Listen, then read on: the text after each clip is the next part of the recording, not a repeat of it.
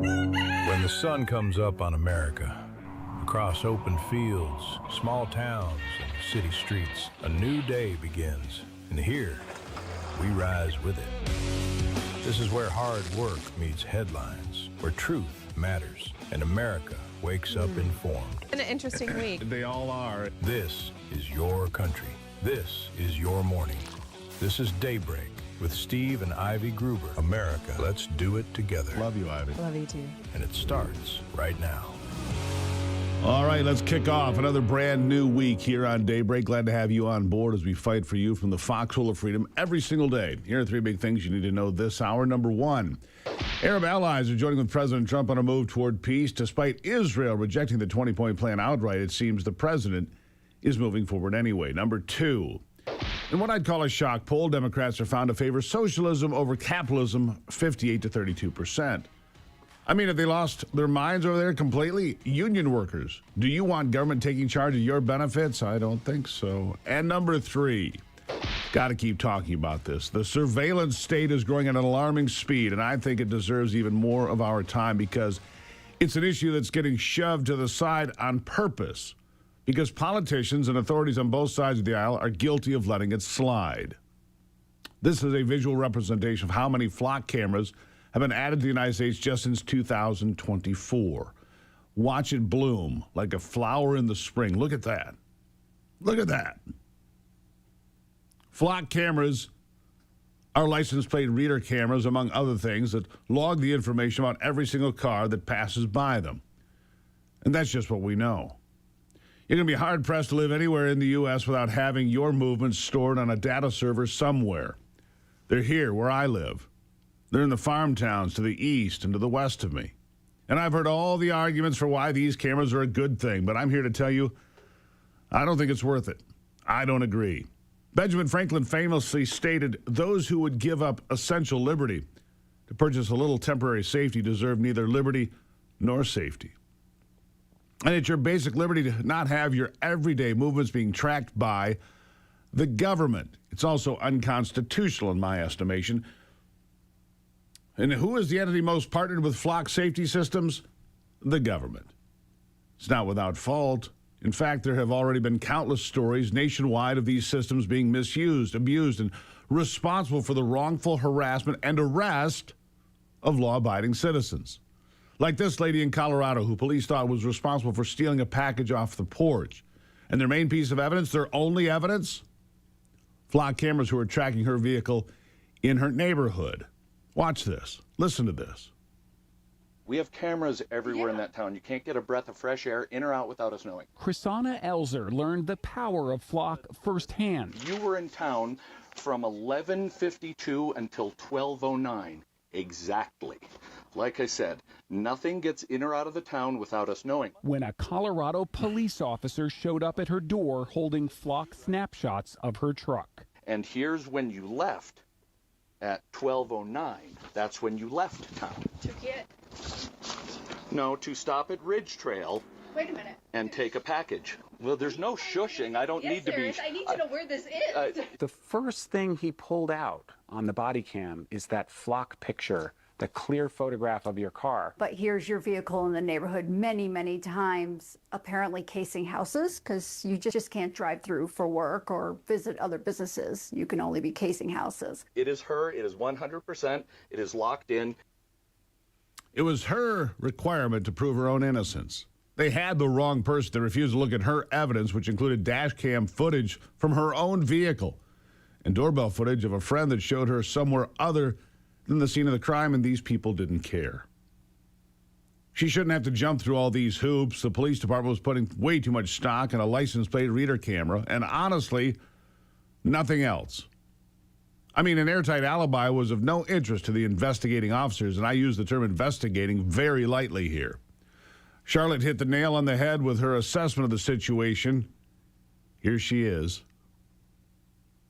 The charges were dropped after Chrisana spent weeks trying to get the police chief to look at her evidence time-stamped video from her truck and a neighbor's doorbell camera showing she wasn't at the scene of the crime. What does it say about where we are that you feel you have to have more cameras than the police have in order to make sure you can prove yourself innocent? It sounds like it flipped the script to you're guilty until you prove yourself innocent. That's exactly right. And at the end of the day, it was a mistake made by an arrogant department that didn't do its due diligence in finding the correct perpetrator.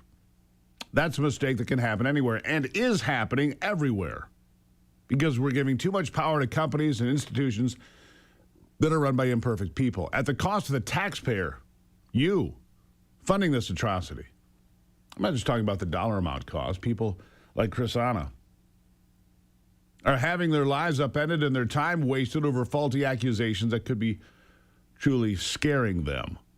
Or like this couple who could have faced a much more devastating ending if anything had gone wrong after they were pulled over and pulled from their car at gunpoint, handcuffed over a flock camera mistake while their newborn son was in the car. Can you imagine how terrifying something like this must have been?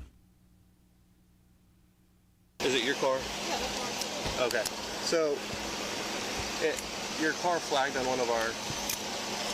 some of our modern technology. So do I need and to saying, contact somebody about it? Or? no, Okay. your plate is not stolen.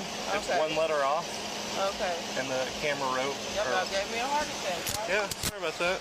I knew it was my people. So the first 5 are correct. The last digit's the only one that's off. Oh, okay. I got you. Oh, only off by 1 digit. Oh, I see. So they're in handcuffs at gunpoint. Well, that makes me feel better about it. This couple did exactly the right thing by keeping their cool and not reacting, but I don't know very many parents who would be okay with being treated this way. These flock cameras are setting up civilians and police officers alike for some very dangerous situations they didn't ask for. At this point, the car's registration hadn't even been checked. This couple was ripped from their child, handcuffed because a flock camera got it wrong. Here it is.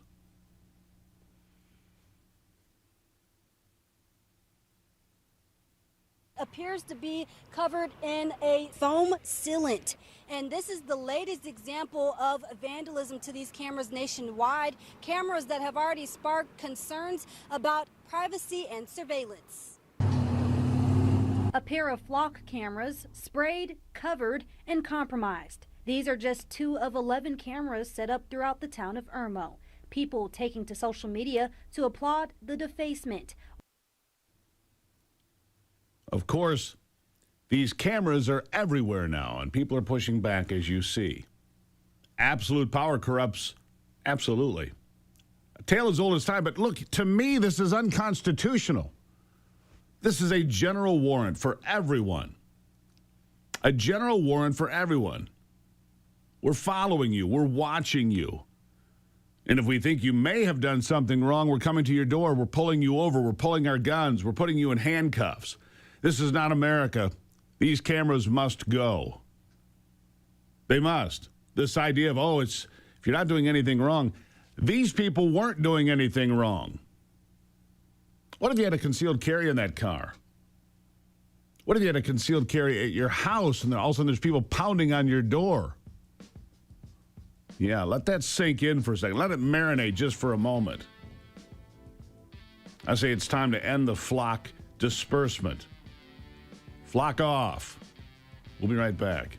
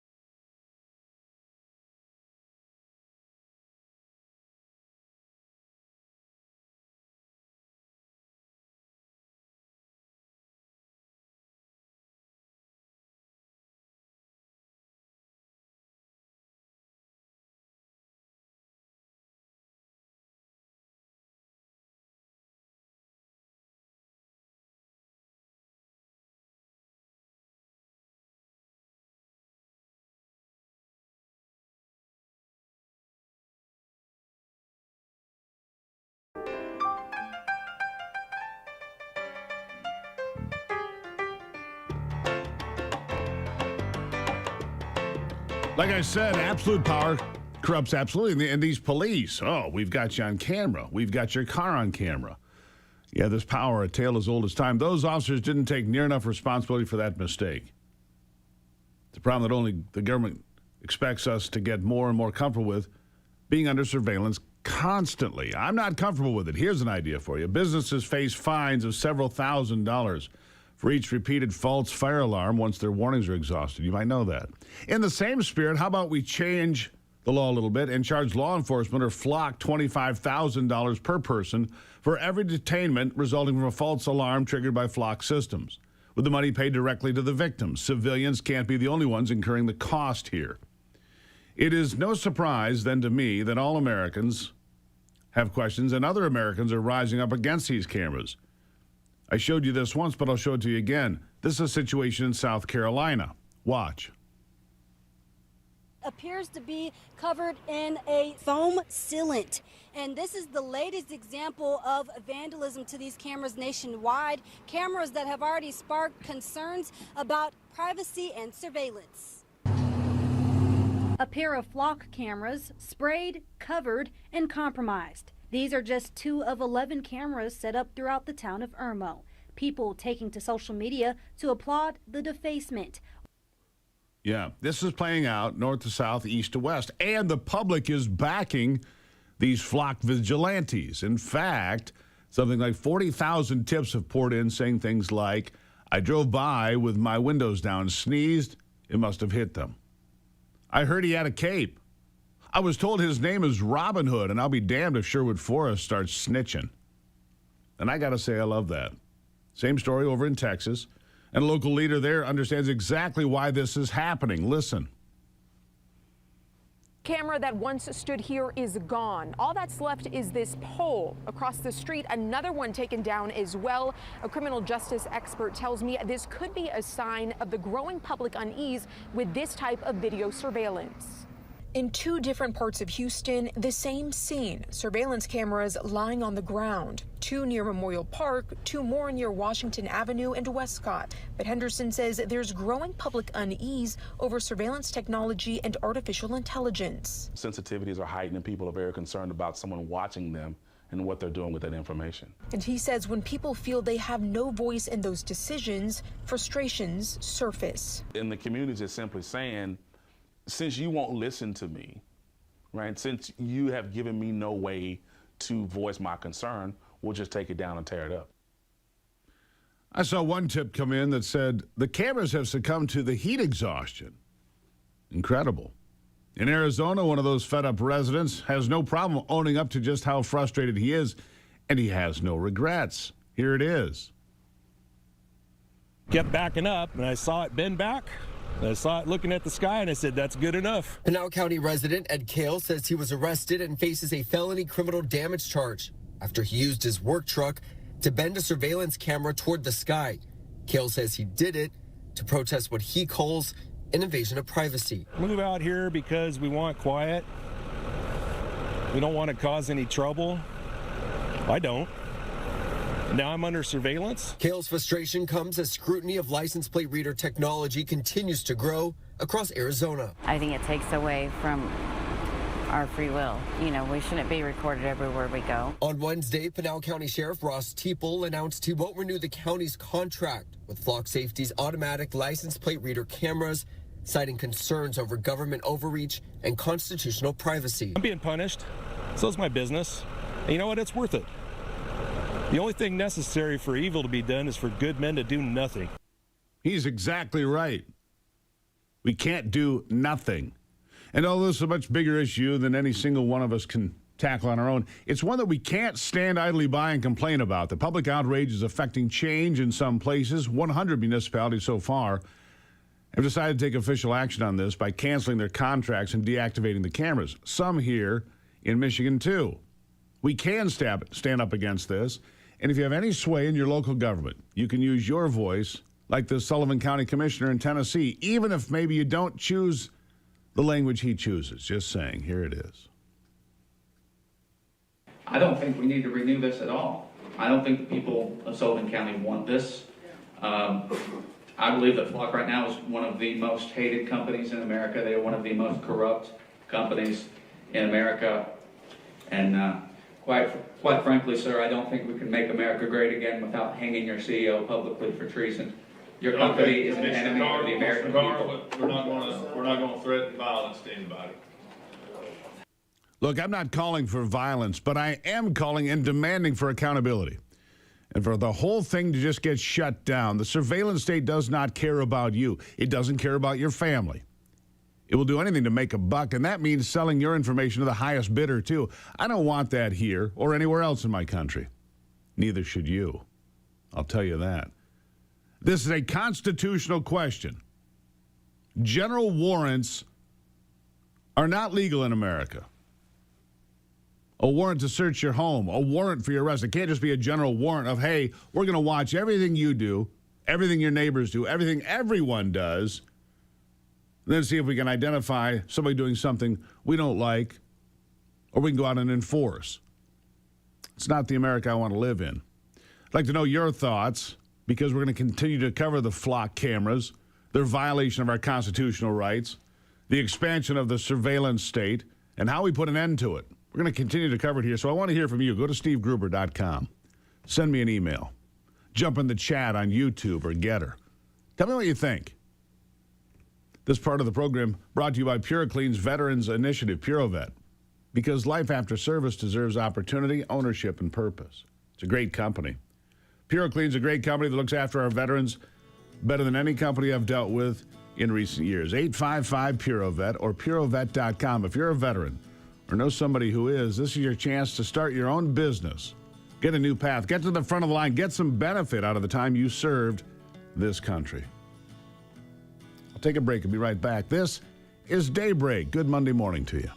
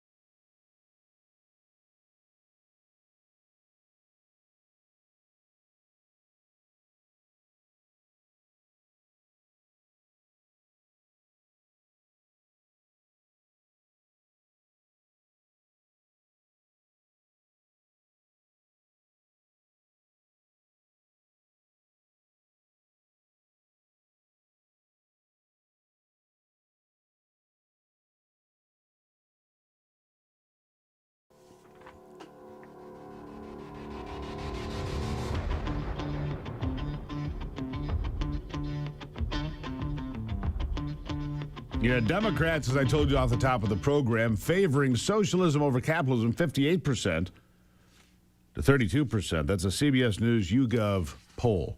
Unbelievable. What happens when the millennials take over?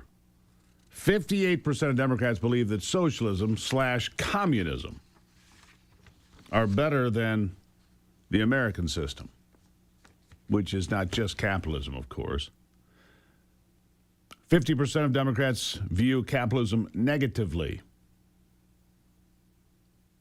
The broader public splits the other way. Among all adults, 46% view capitalism positively, 33% negatively, 35% view socialism in a positive light, and 42% in a negative light. Two-thirds of Americans rate the free market as good for the economy because generally it is. Big companies can abuse their power, but the fact of the matter is, this is just shocking. This is where the Democrats have gone. It's where the Democrats have gone.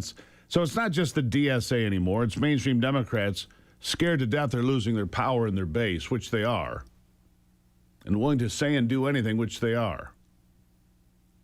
So keep it in mind. A groundbreaking new study shows that there's a safe and inexpensive potential cancer treatment. It's a drug that many of us already know, ivermectin, This new study shows that individuals who took ivermectin, the parasite-fighting medication that gained fame during COVID, along with the drug mebendazole, saw remarkable results in their battles with cancer. This incredibly promising study has many Americans wondering where they can obtain U.S.-made ivermectin and mebendazole.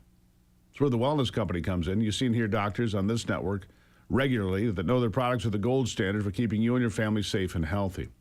The wellness company making 100% American-made ivermectin and mebendazole available to you for a great price point. Say no to Big Pharma's greed, no to Big Pharma's poisons, and say yes to a company that you can trust to bring you safe, affordable, and effective treatments. If you or someone you love is interested in trying ivermectin and mebendazole, then I urge you to go to twc.health/Gruber and order today. That's twc.health/Gruber. Use the promo code Gruber. You'll save at least 10%.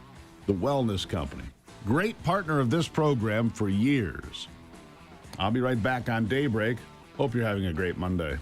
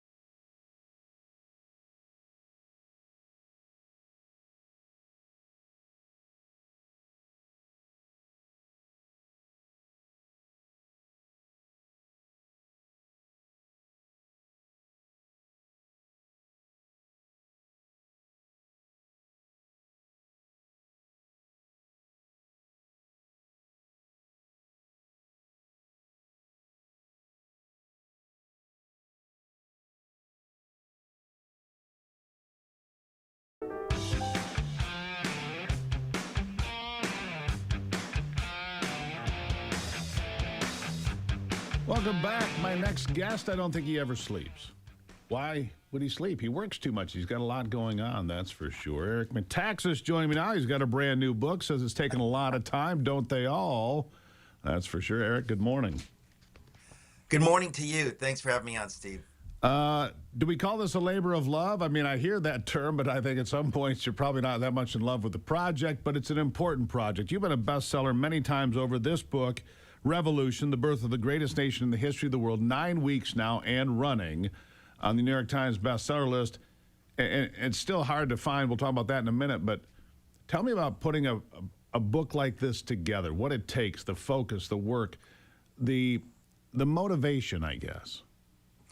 Well, it can be brutal, I have to be honest. I think a lot of people who aren't writers have this romantic idea of being a writer, like being a poet in the 19th century or something like that. You know, you get to some words come to you on a zephyr and you just sort of, you know, no, it's hard work. It is often brutally hard work, but it is a labor of love, but it is a labor. Let's put it that way, right?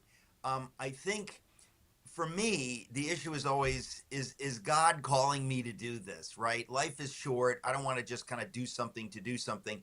I really felt strongly on a number of levels that we needed a book like this, a book that tells the story of the birth of the United States of America. 250 years ago, we're celebrating our 250th. I call it the supercentennial. We need, as a nation, to have an accounting of what happened 250 years ago. It's an amazing story. I didn't make it up. But I thought we need a book that tells the whole story, not just part of it. There's millions of books on the revolution. But I wanted to tell the whole story. Why did it happen? Who are the players? And I say we are all on the hook for this information. We have a duty to know the stories, the names, the people that suffered, some of whom died. This is like a sacred thing for Americans. So I didn't write this book for history buffs. I wrote it for Americans, and I declare it as mandatory beach reading for 2026. We don't have a lot of time left, folks. There's not a lot of beach time left, so you're going to have to get to it. You know, it's sad, Eric, because I just saw a statistic. Only 16% of Americans read for entertainment anymore. 58% gamble online for fun. It's a disappointing statistic. It's true, but we have to educate who we can when we can. That's for sure. And you're doing that. I just hope that it reaches enough people because, unfortunately, all these people, young and old, are addicted to their devices and not reading. But let's talk about some of the important characters here. And it's good to know that writing a book isn't all wine, cheese, and grapes sitting by the lake. I'm glad we learned that today. It is really hard work. I mean, I have to say this because people really do have this idea that you're sitting by a lake. I always say that. You're sitting by a lake, you know, the breeze, the pines, and you sit there. How wonderful it would be to do that. It's like, no, I would rather haul brush. I have a very good dentist, so I can actually say I'd rather go to the dentist than write most of the time. It is hard, but there are moments, and there have been many moments in the writing of this book that something happens and you just go, wow, this is beautiful. This is important. I am thrilled that I get to share this with people. And a lot of people are listening to the audiobook. I read the audiobook, but the book itself is beautiful. There's a lot of illustrations and paintings and, you know, that kind of thing. So I'm excited about it. And I do have to say, just because what you said about we need enough people to do the right thing. You're never going to get all the people. We just need enough. And during the revolution, there were plenty of people perfectly happy to sit on the fence, didn't give a damn, excuse my French, who won. They didn't care. They just thought, I don't want any trouble. And then there were plenty of people who sided with the British. So you need enough of the right-minded people willing to stand up for truth. And it is truth. It's not just a point of view. It's not just we want not to pay taxes. They're standing up for something sacred and noble. We need to know their story. And if enough of us know that, it will leak out to enough of the others to know it. But it is very important. We've been neglecting this for about 50, for our lifetimes. Yeah, we sure have. So it's very important for the future of the nation. If we're going to have a future, we have to know the story. We have to have a well-educated electorate. The Founding Fathers knew that. People know George Washington, John Adams, and Nathan Hale, but I want to pick a couple of names that maybe they don't know. Let's start with Henry Knox. Tell us who Henry Knox is and why he's important. He's always the one that I would pick, that I would, you know, when people say, well, who is that Henry Knox? Let me tell you something. First of all, in the acknowledgments page of my book, there's a couple pages, at the end of the book, I reference when I was in 5th grade, the academic year, 72-73, Mr. Robert F. McDevitt, teaching 180 afternoons in that academic year, teaching American history, teaching about, he told the story of Henry Knox going from Boston to the heights of Ticonderoga to get the cannon from Ticonderoga, 120,000 pounds of cannon, to haul them 300 miles back over the icy, snowy Berkshire Mountains with sleds, with 250 oxen, with horses. It's one of the most, it's like Hannibal crossing the Alps on elephants. It's one of the most amazing feats in history. I'll never forget hearing that as a 9-year-old. It captivated me. And then, the decades passed. Who knew that 50 years in the future, Mr. McDevitt telling me this story, that 50 years in the future I would write a book about this, and I would say, I have to write a chapter on Henry Knox. I'm not going to leave that out. There's certain things, you can read a lot of books on the Revolution, they just skip that, or they mentioned a couple of sentences. This is one of the most extraordinary feats. And if he hadn't done that, this 25-year-old young man, we would have not chased the British out of Boston. Who knows? We wouldn't be here. It's the whole thing. There's so much like this. This is one example, but we need to know this information. This is not extra credit. It's like every American must know the story of Henry Knox hauling the cannon across the ice and the frozen rivers and Sure. and the sleds breaking through the ice. And I mean, there is stuff that again, every American should be celebrating this. We should know it. We should teach it to our kids. And I hope one of the things I got to say that I'm very happy about is that the reviews on Amazon, and anecdotally, everybody says my book is extremely readable. They can't put it down. It's a page turner, reads like a novel. That's music to my ears, because when you write something, it's important, but you want people to read it. You want people to say, I couldn't put it down. I didn't want it to end.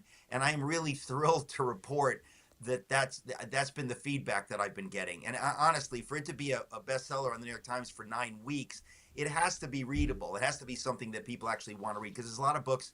We all know, we get books and you look at it, you read a chapter or 3, and then you forget about it. So Trust me, I think in this business, I get them every day in the mail, and some of them make it. Yours made the cut. Not all of them do. There's for whatever that's worth. The book is called Revolution: The Birth of the Greatest Nation in the History of the World. Henry Knox, you just got a bit of an education there, and so many more that we know about, but maybe not the whole story. Even John Adams or Benedict Arnold. Guys, go get this book. Eric, I got to leave it there for today, but you come back anytime. We can talk about more people like Horatio Gates next time, or whoever it may be. People that are important that have been lost to too many people in history. Thank you for doing the book. Thank you for your hard work. Well, listen, it's my honor to get to tell these stories. And again, we need to know this stuff. We need to celebrate it. And Steve, grateful for the time on your program. Thank you so much. Greatly appreciated. Again, folks, Anthony had the book up there for you. Revolution: The Birth of the Greatest Nation in the History of the World. And boy, is he spot on with that title. Eric Metaxas. You can find him all over social media and other places. Read the book or listen to the audio version that he narrates himself, which I always appreciate when the author does it. We'll take a break. This is Daybreak.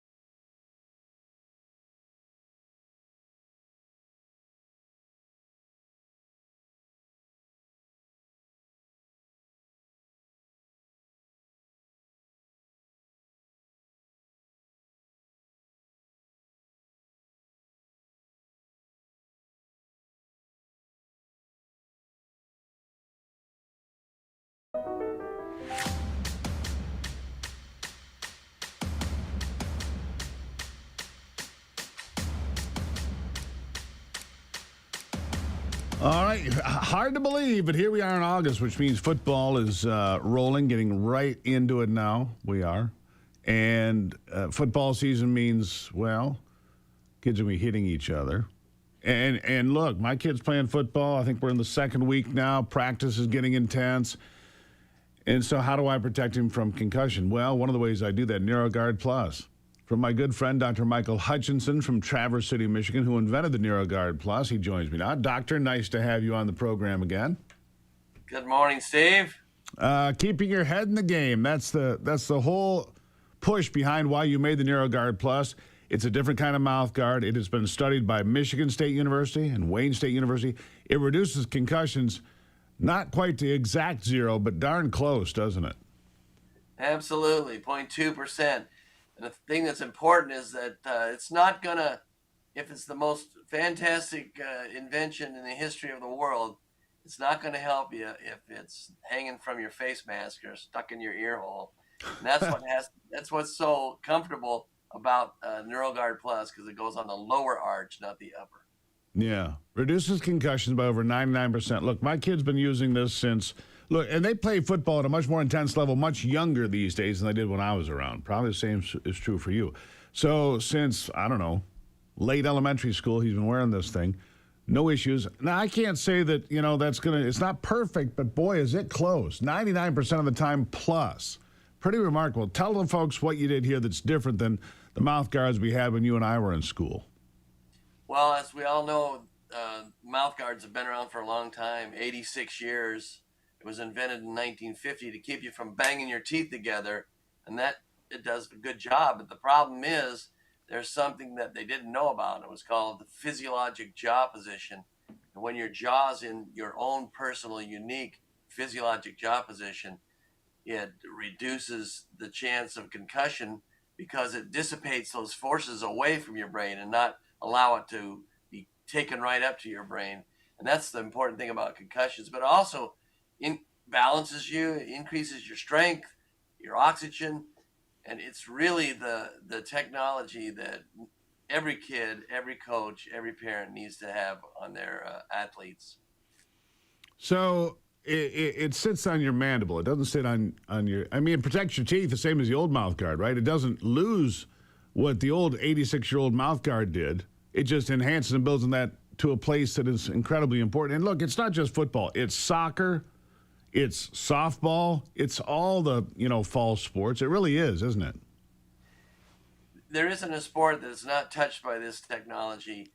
If you want to run faster, jump higher, hit the ball farther, and play at your best ability, you need your jaw in that physiologic jaw position. And I need to say a couple of things about that.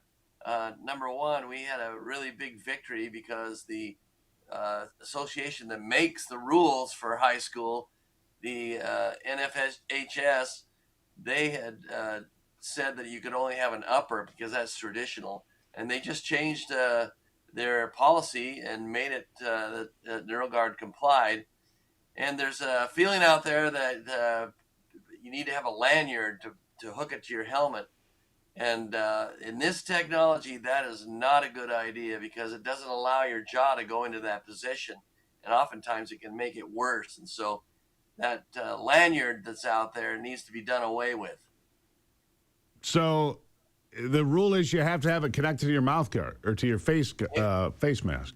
Well, if you're in Pop Warner, so you're in youth football, they made that rule so they could tell if you were wearing a mouth guard or not.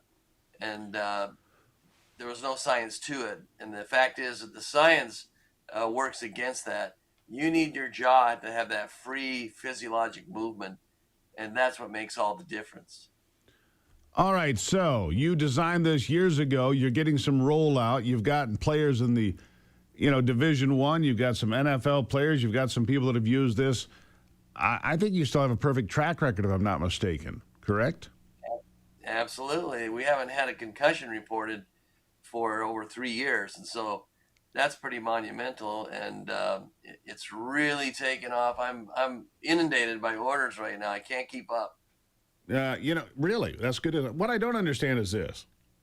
Why didn't everybody just look at this and say, well, that makes sense. We'll buy it for the whole National Football League or all D1 college football players or all college football players? Why wouldn't it just have mass adoption? I know you're up against the big boys that have been around for years and they make a lot of money off those old antique mouth guards. They're really antiques. Why can't we just get mass adoption? I wish we could. As far as human beings, we're sort of stuck in a rut of tradition, and everybody just thinks that's what you're supposed to do. And this is really a marketing challenge that not very many people know about it, and it's very costly to let them know about it. So thank goodness for social media, because if we were back in the 80s, this would even be more difficult. Yeah, get out there, talk about it on social media, make sure that it works. If somebody wants to find out more about the product, it's a patented product. You have the patent, obviously. It's protecting people every day. Like I said, my kid uses it since we met. And you've got lots of people using it. Orders are increasing. How do they find out more and get one for themselves or for their kid or their grandkid or whomever? You go to neuroguardplus.com and you can order it, and it'll come right to your house. And then it's very simple to fit it, but it has to be fit according to the physiologic properties. And so you just follow the video. It takes about 30 seconds, and your kid's going to be safe down to 99%. There you go, better than 99%. Doctor, always good to talk to you. I appreciate your persistence. And it looks like that persistence is paying off because your orders are increasing and more people are learning about NeuroGuard Plus. Doctor, thank you so much. You're welcome. Thank you, Steve. Have a great day. You too, my friend. NeuroGuardPlus.com. Look, I can only tell you my experience. And my experience is no concussions, right? Concussions can change the course of your life and not in a good way. So we'll take a break and be back. NeuroGuardPlus.com. They are our sponsor for this hour. We appreciate the work they do. It's a really effective product. I'll be right back.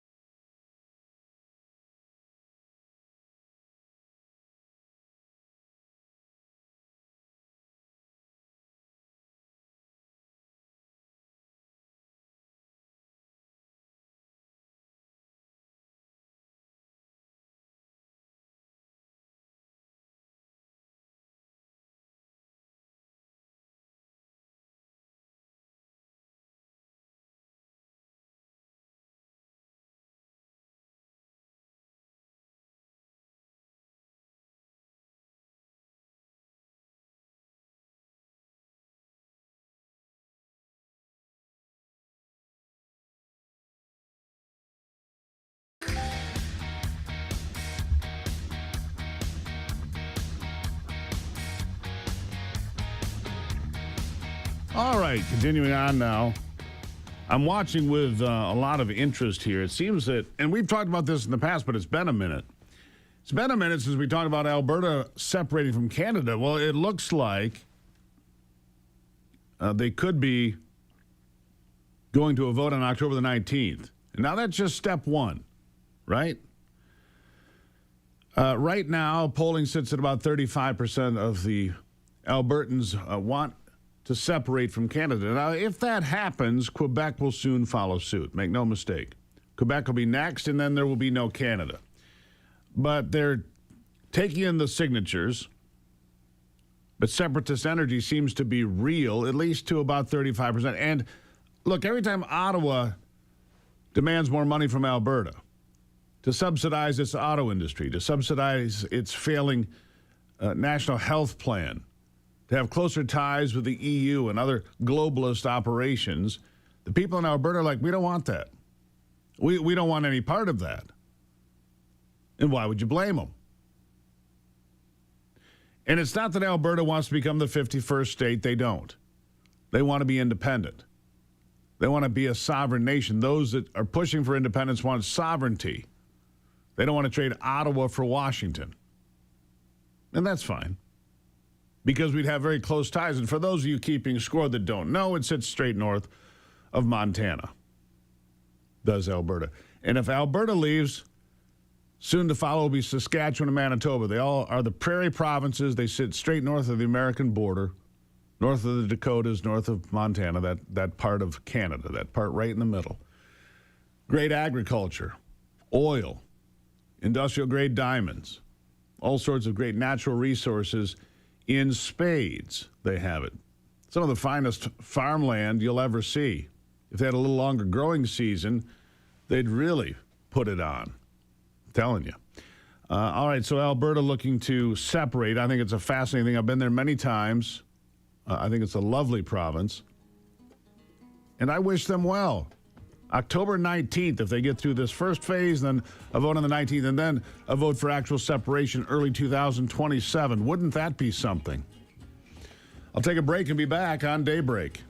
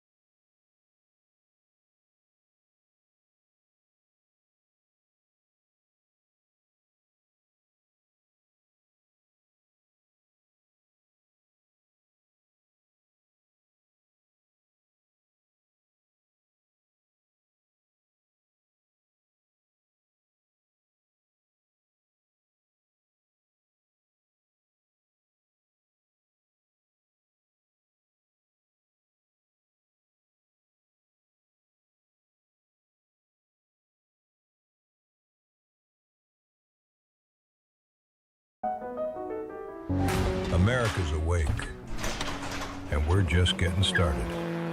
The headlines that matter, the stories they won't tell you, and the voices fighting to be heard. This is your country, your morning, your daybreak with Steve and Ivy Gruber. A new hour starts right now on Real America's Voice.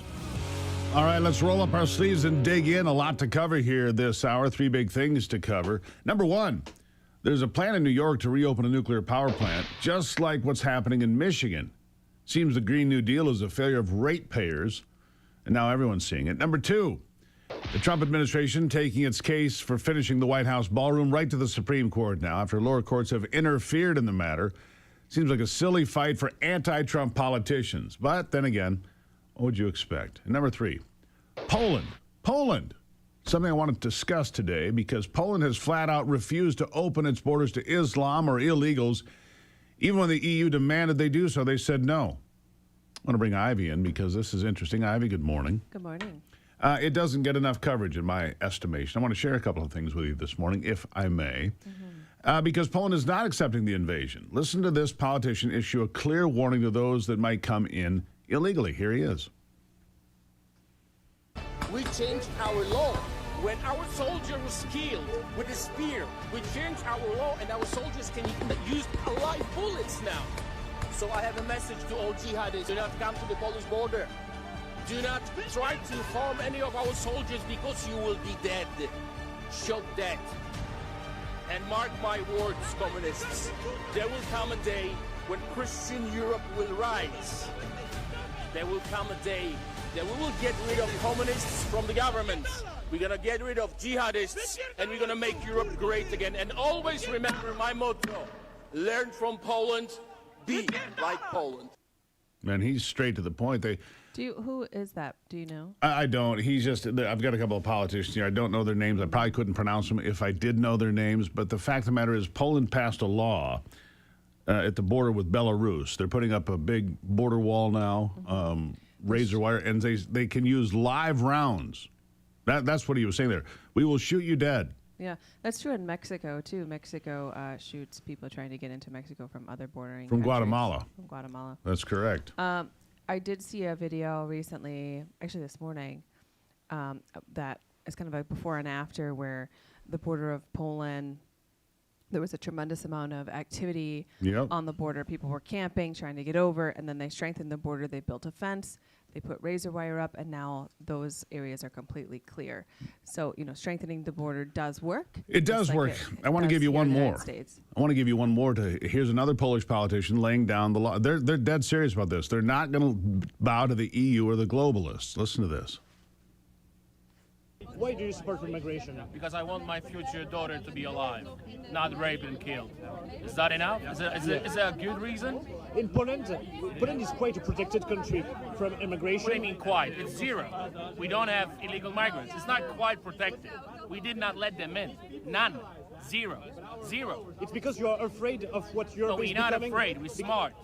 We are brave men. Look at me. I'm not afraid of anything. We are brave. We are strong. We are not political correct. We don't give a shit. We take care of our families. I like that. Yeah, don't care. Boy, how sometimes that could be used in America today. And I think I said this last week, which is that song, put a boot in your ass, it's the American way, which is like, listen, we need to stand up and do what's right. If you're going to have immigration, you need to have it on merit. You need to be smart about who you bring into your country because the people that you bring into your country can either help it or harm it. It doesn't take a lot of research to see how many criminals we have in our country because of the open door policy of President Biden. We could have a flashpoint here, and I know you've been seeing these. I'm sharing this with you. A lot of discussion on social media about Dearborn, Michigan tomorrow.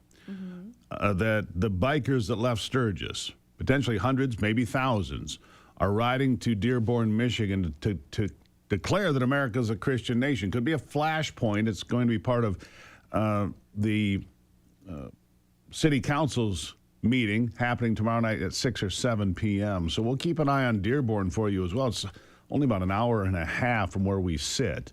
Sure. And it's become a flashpoint of Islam v. Christian, America versus immigrant. What do you think about all that? If you've got a comment, I'd certainly take your email at stevegruber.com, but we'll keep an eye on Dearborn as well, Ivy. Yeah, there's a couple of the sound bites that you played there. Something I took from that is having pride in your country. Polish people being proud of being Polish. Yep. Same thing that Americans should be proud of being American. And I think that, I think people who watch this program are proud to be Americans, but there's a lot of people out there who don't think that or are just completely not involved in politics at all, which is an important part of this country. And everything's political. You have the right to do it, so you should get involved. Christians and hunters and all the people who generally don't vote in elections really need to start doing that. It's your civic duty to do that. I wonder honestly, if some of these sleeping voting blocks, you mentioned Christians, there are studies that say as many as 40% of Christians don't vote, as many as 40% of those that hunt and fish don't vote, which is crazy to me. But I wonder if the rise of the DSA, the rise of Abdul El Sayed here in Michigan where we live, or in other places will motivate and wake these people up. I don't think that they are. To me, if you're not voting and you're in those voting blocks, you don't pay attention to politics. You're not aware of what's going on in the world. You're not doing your part. So unfortunately, I don't think that, the DSA or anything, they're just not paying attention. So how do we get their attention and how do we get them involved? That's the question that I think needs to be answered. I think that the attention has been gotten by these crazy people who say defund the police, close the prisons, open the border, no ID to vote, and all these other just ridiculous but my things. question to do is how do they know that they're saying that? If they're not, if they're disconnected, if their algorithm isn't, on X, of course, we're in the news every single day, so we see this stuff, we know what's going on. But you talk to, anybody on the street, man on the street side of stuff, they have no idea this stuff is going on. Who, what, where? So I wonder, my question is, how do we get people aware of what's going on? Yeah, what do you think? I think we just keep ringing the bell as loudly as we can and do our job on social media, on this program, in church on Sundays. Yeah. Just talk to people. At the ball game on Friday night, at the football game, talk to people. I had a dream last night, actually. This is really funny. And in my dream, I was contemplating how we've become so busy. We're too busy to talk to our friends. We're too busy to talk to our spouses. We're too busy to talk to our kids. And what you reminded me of my dream by just saying that, because I find that, church is over. We need to get home. We have so much to do. There's no time to talk. And so it's like, I think busy is purposeful, and busy doesn't need to be busy. You need to take time, spend time with your family, spend time with your friends, call them, talk to your neighbors, talk to people at church, or whatever it is that you're involved in. Actually spend some time speaking to people, and making time to do that is so important. I think more important when people now say, than well, ever. how are you doing? What do you say? I'm busy. Well, we have to stop that, people. Everybody's busy. I mean, that's what you say. But stop. Yeah, but stop. I think you're exactly right. Stop. Talk to somebody. Look them in the eye. And focus on that conversation. That's one of the things we always liked about Donald Trump was when we talked to him, You're the he only stops. person in the room. You're the only person in the room. That's right. Ivy, when I saw you, you were the only person in the room. I think I saw you first. Fair enough. Love you. Love you. Yeah. Always has to one-up me. I'm kidding. We'll be right back.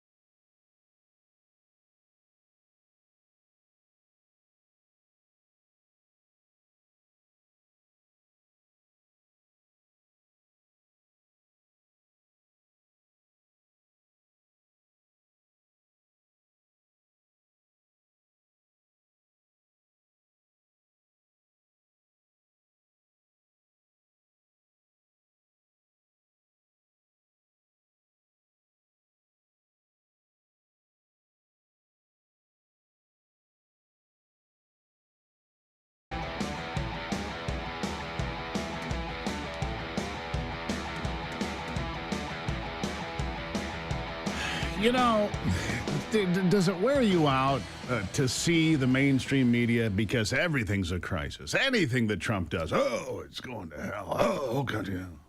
You know, the problem with the aircraft carrier, you know, people are dying on the aircraft carrier, on the USS Abraham Lincoln. No, not true. Oh, well, they've been there for 250 days. Yeah. How long were deployments in World War II or Korea? In World War II, you were deployed until the war was over. Unless you got shot or wounded. You were there until the war was over. So, look, it's what you signed up for. And I appreciate that you did. Anyhow. Another thing, the oil reserves are at a dangerous low. Okay, is that true or not? Well, I need to get to the facts. That's what I do. I fact check. That's why R.T. Trevino is here. He's from Pecos Country Energy. R.T., nice to see you again. Good morning. Good to be here. Good to see you. You're a privately owned oil and gas exploration company. You're in it every day in Fort Worth, Texas. So, U.S. oil and the Strategic Petroleum Reserve is at its lowest level, I read here, since 1983. And to read the headlines, it's all doom and gloom. Maybe it is a big problem, but I need to trust you and your sense of things. Where are we? That's a great question. And the Strategic Petroleum Reserve at this time is at an all-time low since 1983. This is cause for some form of a concern in the sense of national security. These strategic petroleum reserves were created after World War II to design to be safe, to keep us safe in a time of war when we need oil, when we can't get oil. And right now, obviously, we are continuing to produce 14 million barrels of oil a day, but also import millions of barrels of oil a day from places like the Middle East and Venezuela. Right now, I do think it is a great time strategically to fill up the Strategic Petroleum Reserve. Make no doubt about it. President Trump, at the end of his first term, attempted to fill up the petroleum reserves at $25 a barrel, but the Democrat-ran Congress denied him that opportunity. Yeah, it was bizarre. What an opportunity was missed. Yeah, and then they went and filled it at several times that price during the Biden administration because inflation went wild. The price of oil went to $139 a barrel. It was a crazy time. Inflation was over 9%. And they denied the president, Donald Trump, in his first term to fill the petroleum reserve. All right, so give me an idea. If oil stopped moving today 100% globally, which isn't going to happen, but if it did, how long would the Strategic Petroleum Reserve last us? Do you have any idea? At this point right now, I do think we would be safe for a little over anywhere between 60 to 90 days. However, that being said, we would need to definitely revamp our refineries here in America. As I've said before, 25% of the American refineries can actually process that sweet Texas crude that we make here in Texas and across the United States, while that true crude oil that we import is what 75% of our refineries actually are able to process. Oil from places like Venezuela, the heavy crude, not that light crude that comes from Texas, not that beautiful light crude that comes from Texas. So 14 million barrels a day we're producing now, more than ever. But we use 20 million barrels a day, give or take. So we're about 6 million barrels a day short.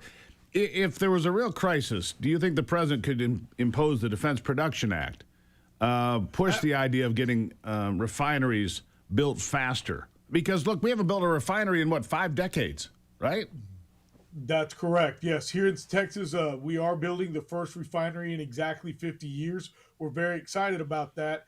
But no, that Defense Production Act would definitely be a situation where we could build even more refineries and get them built a lot more quickly. So the one that's being built in, I believe it's Brownsville, Texas, correct? Yes, that's correct. How big a facility is this? What will its capacity be? What will be the net effect? Because, look, I also know, and so do you, RT, that right now we're exporting more gasoline and diesel and finished products than ever in American history. We're short. The price of gasoline is over $4 a gallon, national average, according to AAA this morning, 406. And yet we're exporting tremendous amounts of gasoline and diesel, right? What would the capacity of this new refinery be, and would it have a big impact? Will it? Yes, no, I do think this new refinery will have a positive impact in the sense that it's showing that we can do this quickly and safely and begin to truly become more energy independent. This refinery is going to do somewhere around 250,000 barrels of oil a day, and that means process 250,000 barrels of oil a day, and that will be able to make diesel, jet fuel, gasoline. However, to actually move the needle and move up from that 25%, it won't do that. But again, it does point us in the right direction.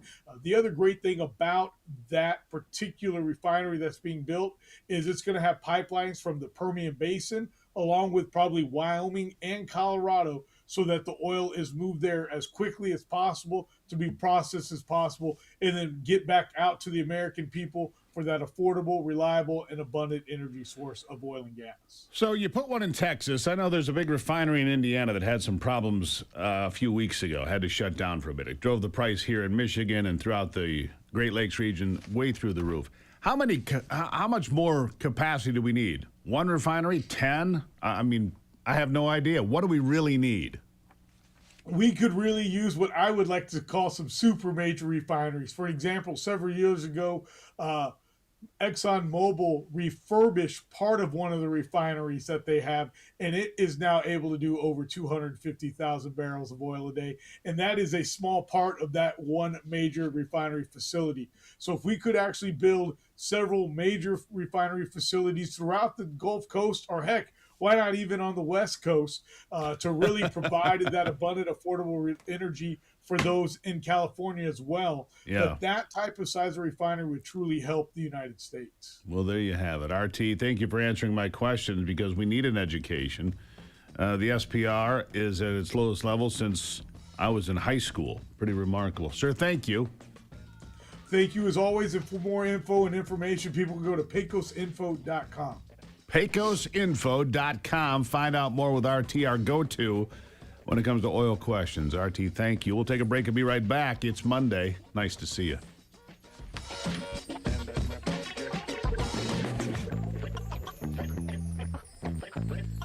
According to our investigators.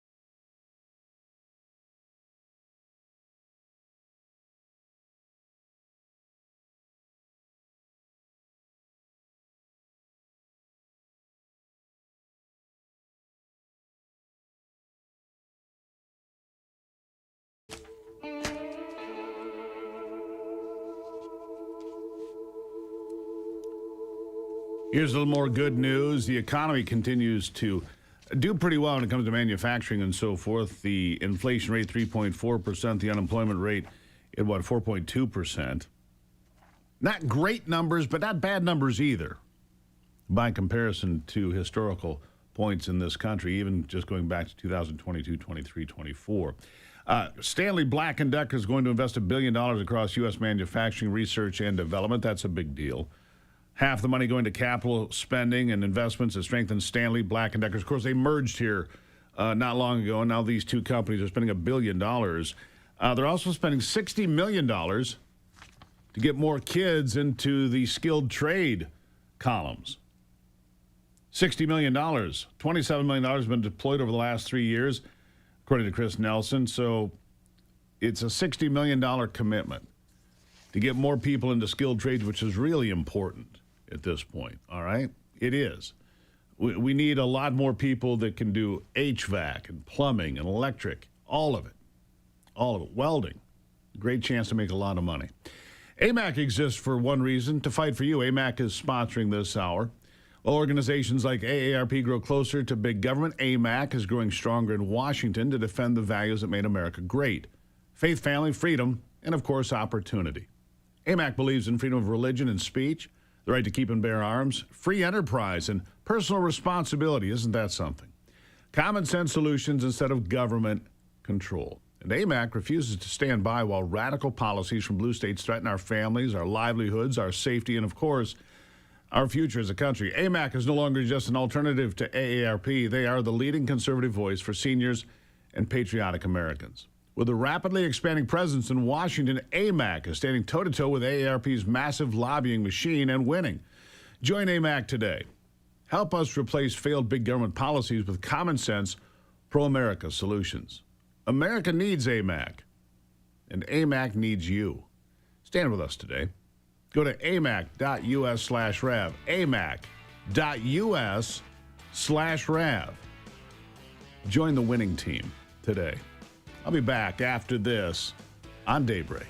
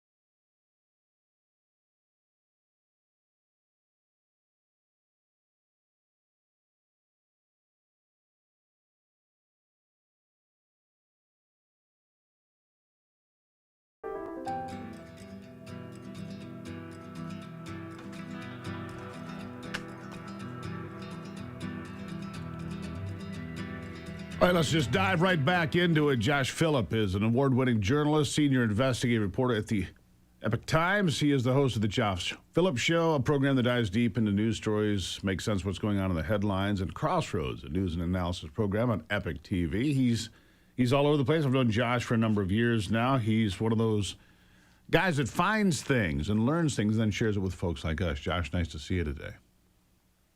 Hey, Steve, great being here. It's always good to talk to you. Look, let's talk about crypto communism, something you're looking at as China continues to game the system, currency manipulation, things like this, right?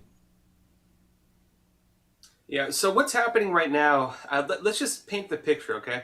All right. The United States is estimated to have about $500 billion just stolen from taxpayers. Over $500 billion, according to various reports, stolen from us through scams, people scamming the system, fraud, being uncovered. The Trump admin has uncovered about $230 billion in fraud. To make that clear, $230 billion in fraud is about 10% of our tax dollars. Now let me ask you this. $500 billion, that's So is it stolen directly from a consumer through these scams with crypto and the Chinese Communist Party, or is it stolen by way of going through government agencies, or both? Yeah. So there's two sides to it. One of them is people defrauding Americans. You know, these fake phone calls. Everybody. I mean, I get several a day probably. Yep. These fake phone calls we're all getting. Others are being done through Chinatowns. Others being done through migrant communities. Minneapolis with the Somalian community. You know, Los Angeles with the fake hospice centers. But some of it in China is being actually government directed, which is crazy to think. Many of these fraud centers are being run by Chinese gangs. Chinese gangs are deeply tied in with what you call the Tongs, Tongs, and many of these also work directly with the Chinese Communist Party. So how does that, I mean, how do we come, $500 billion? I mean, you do that over 10 years. And look, this is the kind of thing that we're looking at $40 trillion of debt in this country. You see problems like this. You mentioned Minneapolis. You mentioned Los Angeles. You mentioned New York. You mentioned Pittsburgh, Philadelphia, Detroit, all this fraud. I think that the fraud in this country has to be north of $1 trillion a year. And this is just one, and with this kind of money, this is just one chunk of all the fraud going on, whether it's people that are born here or imported here. It is a problem of staggering magnitude, isn't it? Yeah, well, if you add to that state-directed economic theft, for example, like cyber attacks, stealing intellectual property, also being directed by the Chinese government, yeah, you're probably looking at about probably close to $1 trillion a year being stolen from Americans. Not to mention all the bad trade deals we get, the subsidizing of European and Canadian healthcare costs, covering defense budgets for Western Europe. I mean, it's wild, them not paying their fair share in NATO. You add all this together, I mean, yeah, Americans are being robbed. And I think quality of life here should be a lot better than it is, frankly. And these are, look, when people are getting scammed here, you're talking about the phone calls you get and so forth, and I get them. I think everybody gets them that has a smartphone or a cell phone. But these are sophisticated operations. These are real fishing expeditions trying to hook as much money as possible, and they're pretty obviously successful with their endeavors, aren't they? You're talking again. I mean, billions being stolen just through scamming people, and I mean, again, it's people calling up saying your child has been kidnapped. People calling up or sending emails saying you've been charged so much money. If you want to contest the payment, call this number. Then they scam you. It's things like that. What's really crazy though is these scam facilities. Many of them are run out of Southeast Asia, right? Chinese mafia is involved with them. Many of them were actually slave operations. People go there looking for a job. They put job ads, throughout different countries. They go there, they enslave them. There's been reports of even them killing people for their organs, which the illegal organ trade in Asia is becoming a very big problem because the Chinese government even backs that too. People being tortured, horrifying stories. And, it's interesting now the Trump admin's actually going after some of these networks. We're even working with the Chinese government in some cases, which I have mixed feelings about. But they are going after some of these criminal networks. Yeah.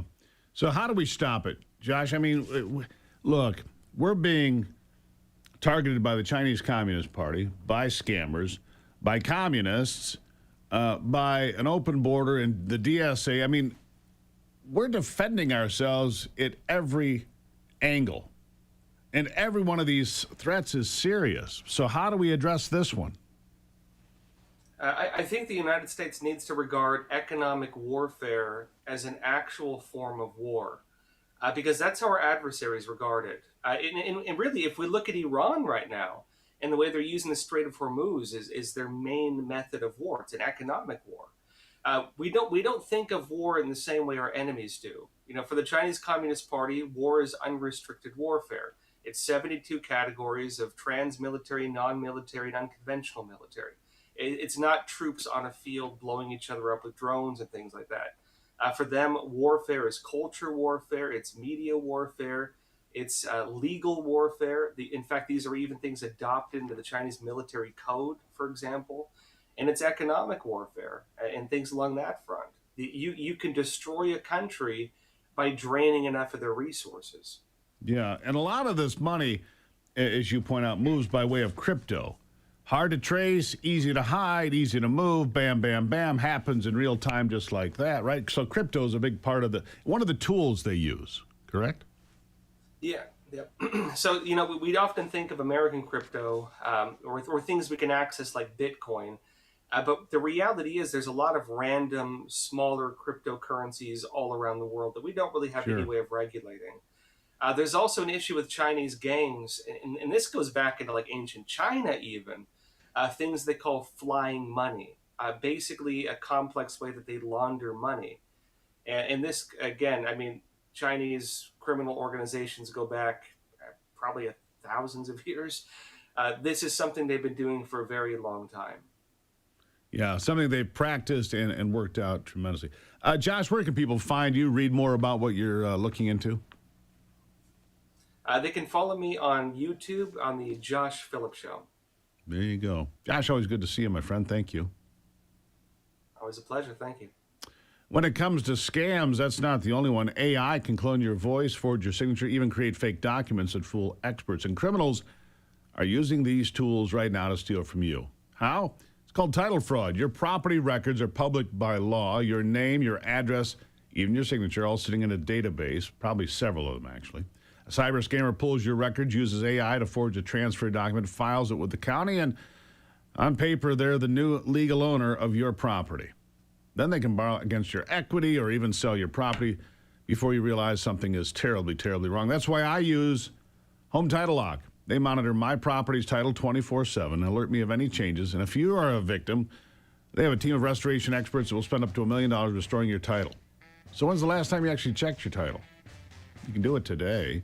Use my promo code Gruber at HometitleLock.com. Get a free title history report plus a free trial of the $1 million triple lock protection so you can make sure you're not already a victim. HometitleLock.com. Promo code is Gruber.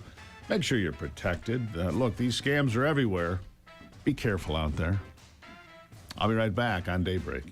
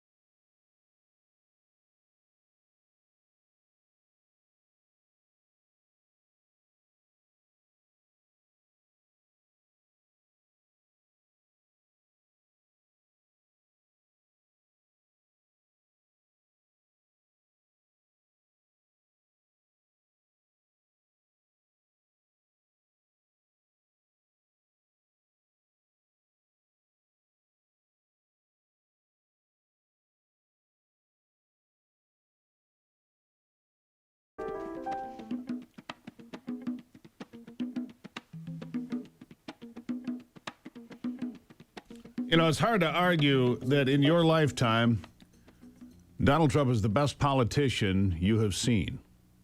Regardless what you think of him. Love him, hate him, which is, there's not much in the middle there. You either love him or you hate him, or,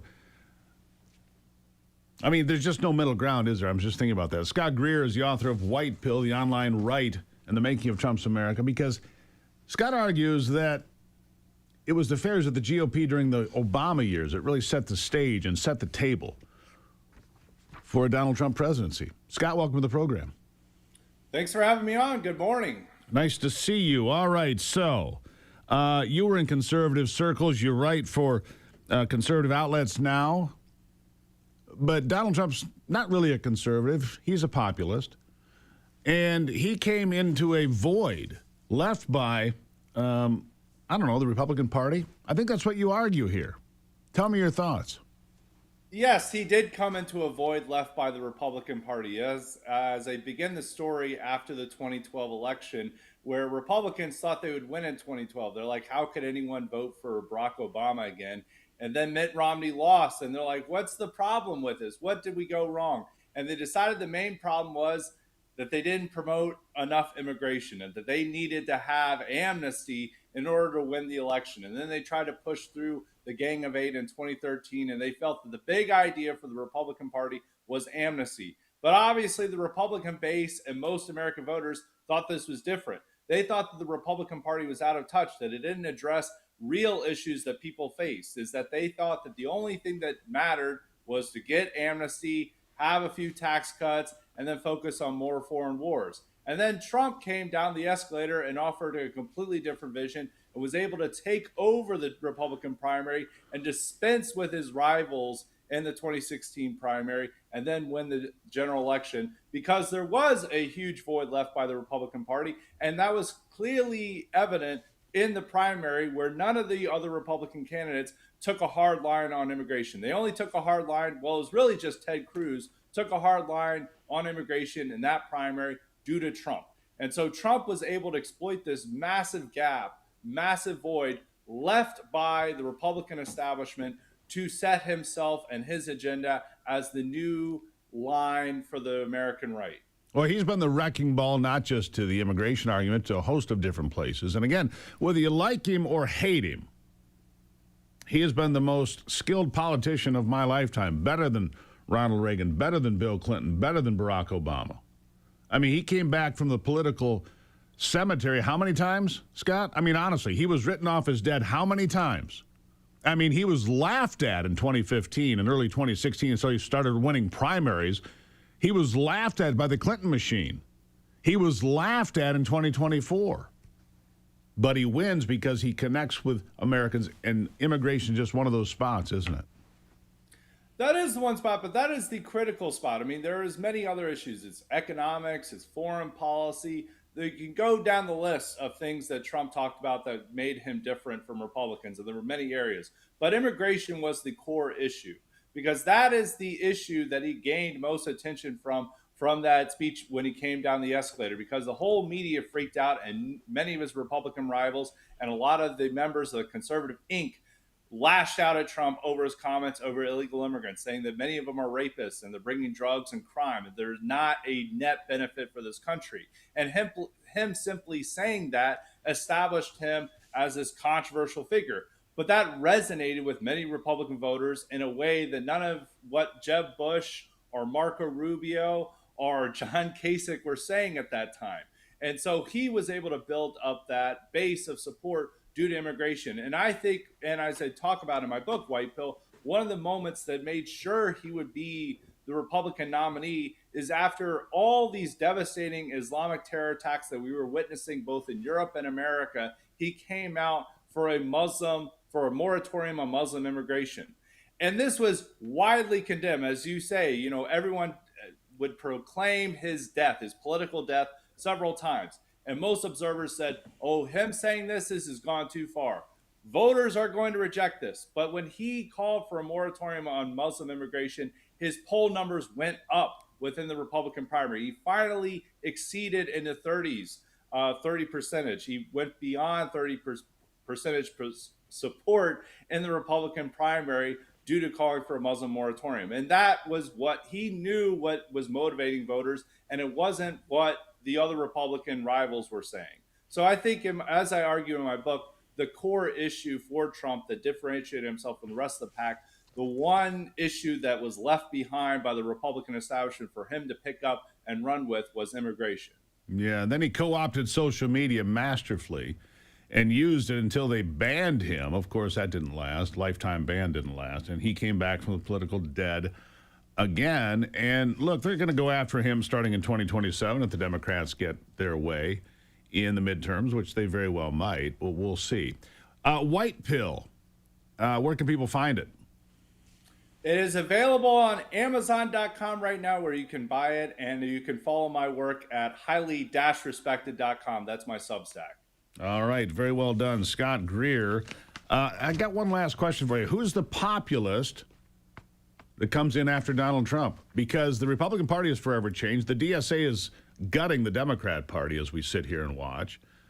Who's the populist that comes next? Is it left or right? From the left or the right, I mean, both sides are going to have their own populist moment in the primaries for 2028. I think the Democratic establishment will be able to beat back that populist from their own side, but we will see in a few years whether that's true. Yeah, Kamala Harris leading all the polls by double digits. Wouldn't that be a remarkably silly thing to do? Scott, really appreciate you being here. Thank you. Thank you so much. White Pill, the online right, and the making of Trump's America. Good conversation, interesting stuff. All right, when we come back, I'm going to have Brock join us. He's going to have sports for you. And it's nice to see you on a Monday. Look, love to hear from you guys. You can always send me emails, stevegruber.com. stevegruber.com. Send me an email. Tell me what's on your mind. What do you think of Scott? What do you think of Donald Trump? What do you think about America? What do you think about the DSA? Anything you want to write me about. I read them all and respond to as many as I can. As you know, I'll be back.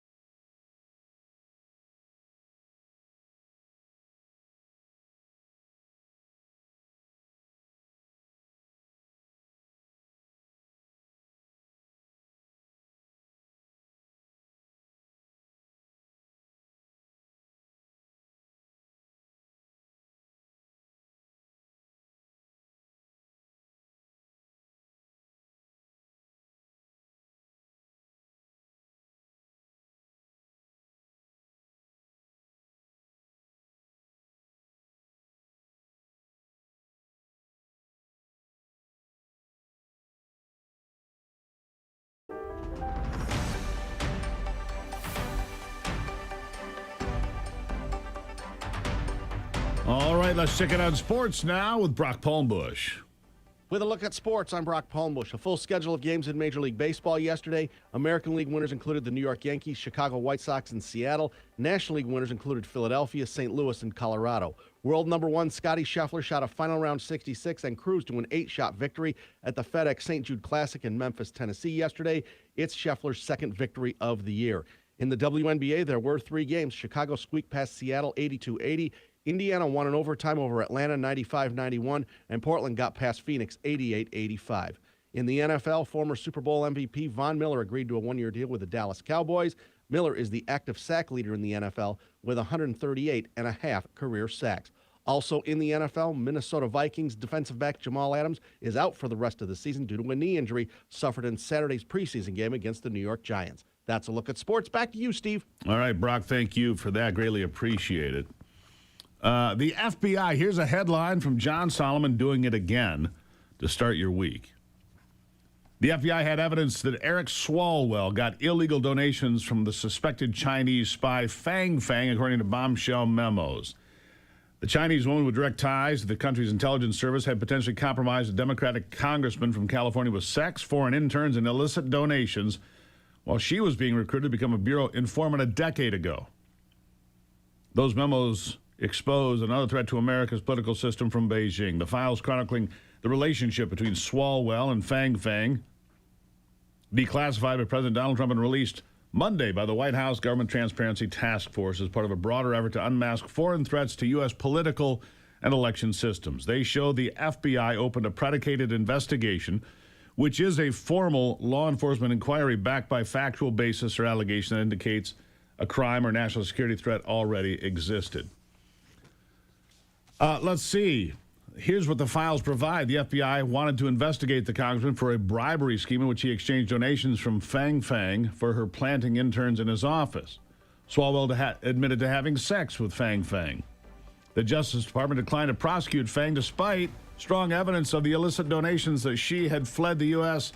as the FBI began interviewing people. It's all here. And you can find that at justthenews.com. John Solomon strikes again. I'll take a break and be back. Welcome to the week. This is Daybreak.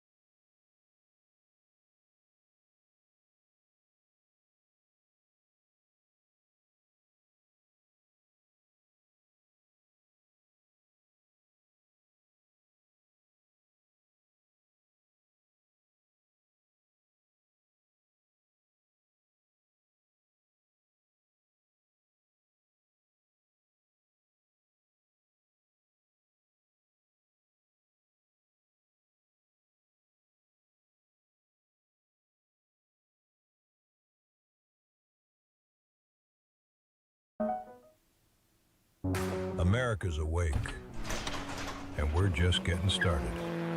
The headlines that matter, the stories they won't tell you, and the voices fighting to be heard. This is your country, your morning, your daybreak with Steve and Ivy Gruber. A new hour starts right now. All right, welcome to it as we dive right back into it. Three big things to know this hour here on Daybreak. Number one, the Trump administration asked the Supreme Court to give a green light to the White House ballroom construction. Seems silly that they're fighting over this. Number two, Scott Bessent makes the economic case for mass deportation, saying it makes economic sense to clean up this country. And number three, the far left, picking up primary victories, has the mainstream Democrats rattled whether they admit it or not. Doesn't matter whether they admit it, they are rattled. And the momentum has come early to Mike Rogers against Abdul El Sayed in Michigan. The momentum has come early. Listen to this. Because Abdul El Sayed is in trouble in Michigan. Take a look here. Michigan Senate Rogers versus El Sayed. Look at this. A new Fox News poll. Rogers is actually up by 4 points. He's up by 4 points. It's close, but a Republican is ahead in Michigan. And why? Why? What is going on? Look among independents. Rogers actually leads by 5. This is extremely unusual because across the political map, as I was looking at these different Fox News polls, I couldn't find another example where the Republican was actually leading among independents. And it turns out that candidate quality may, in fact, matter, at least in terms of how voters see it. Yeah, candidate quality matters, and I've been telling you this for weeks, if not months. The Democrats are doing what Republicans have sadly done in past election cycles, picking really bad candidates in winnable races. Look, a Democrat should win the Senate seat in Michigan.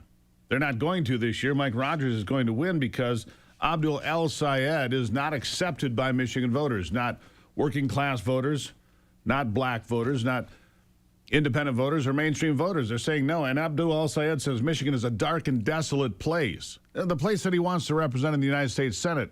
Listen. Between my day job, this one, and general goings on in this sometimes awful, sordid world, I was really feeling it. The usual spirit that I try to bring to my work faded. Every email became an annoyance. Every issue at work a drag.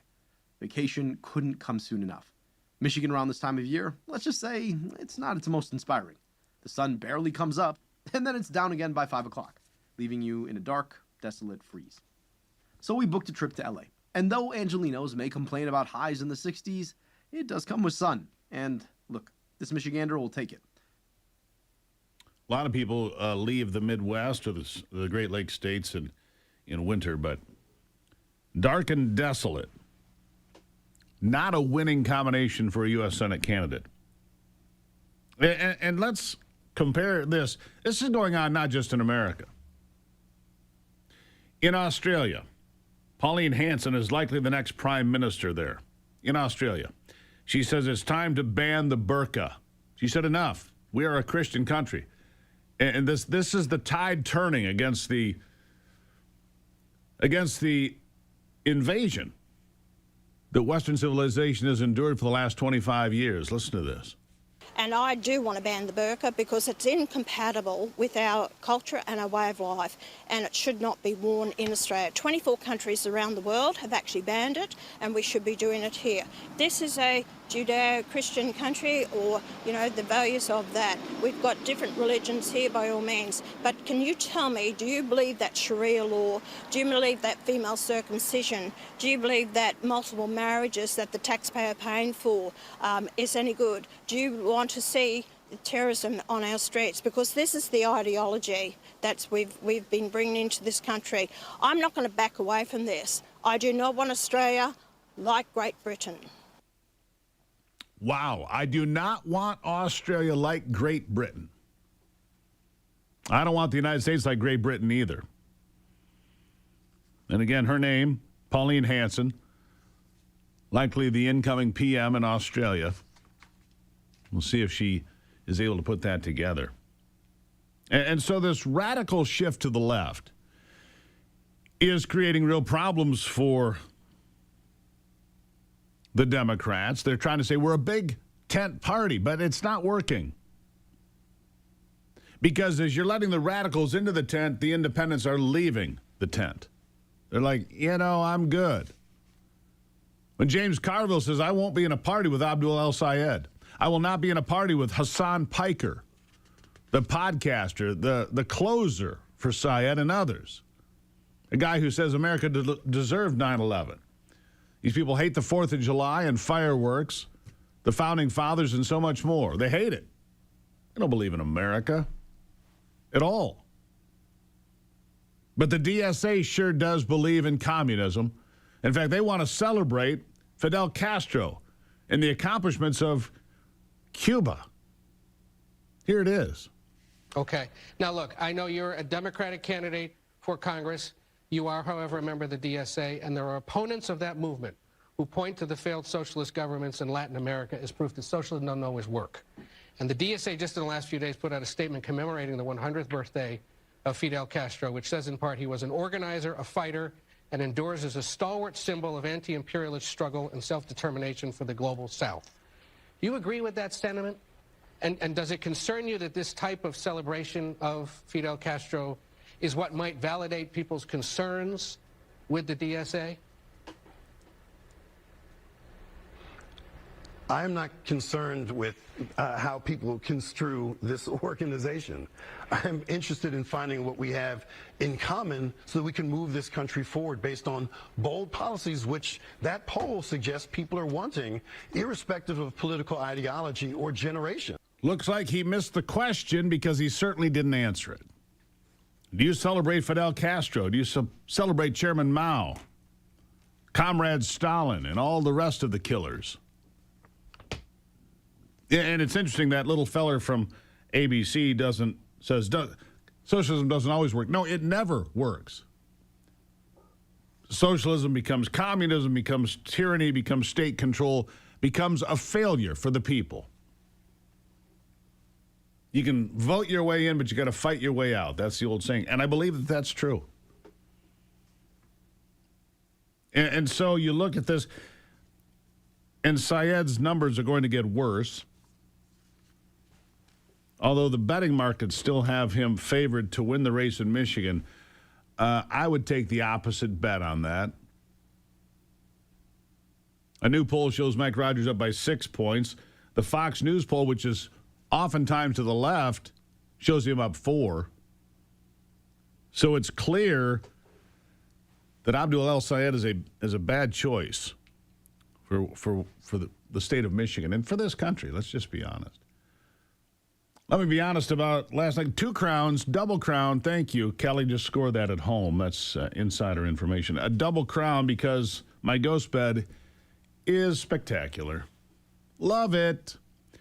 It really has made things better for Ivy and myself. We're going to put one in a rental house as well because, well, the ghost bed is a winner. Big winner. You know, appreciate it. It's American made. We sleep like babies.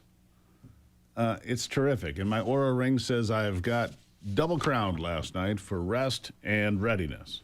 Good. That's what I want. It's American made. You can try it for 101 nights risk-free because if you don't love it, they'll let you send it back. Go to ghostbed.com/Gruber. When you use the promo code Gruber, you're going to save 10%. They've got their Labor Day sale in place already. And so you can save even more money on this American-made Dream Maker. All right? ghostbed.com/Gruber. Save 10% off the best price of the year. I'll be right back.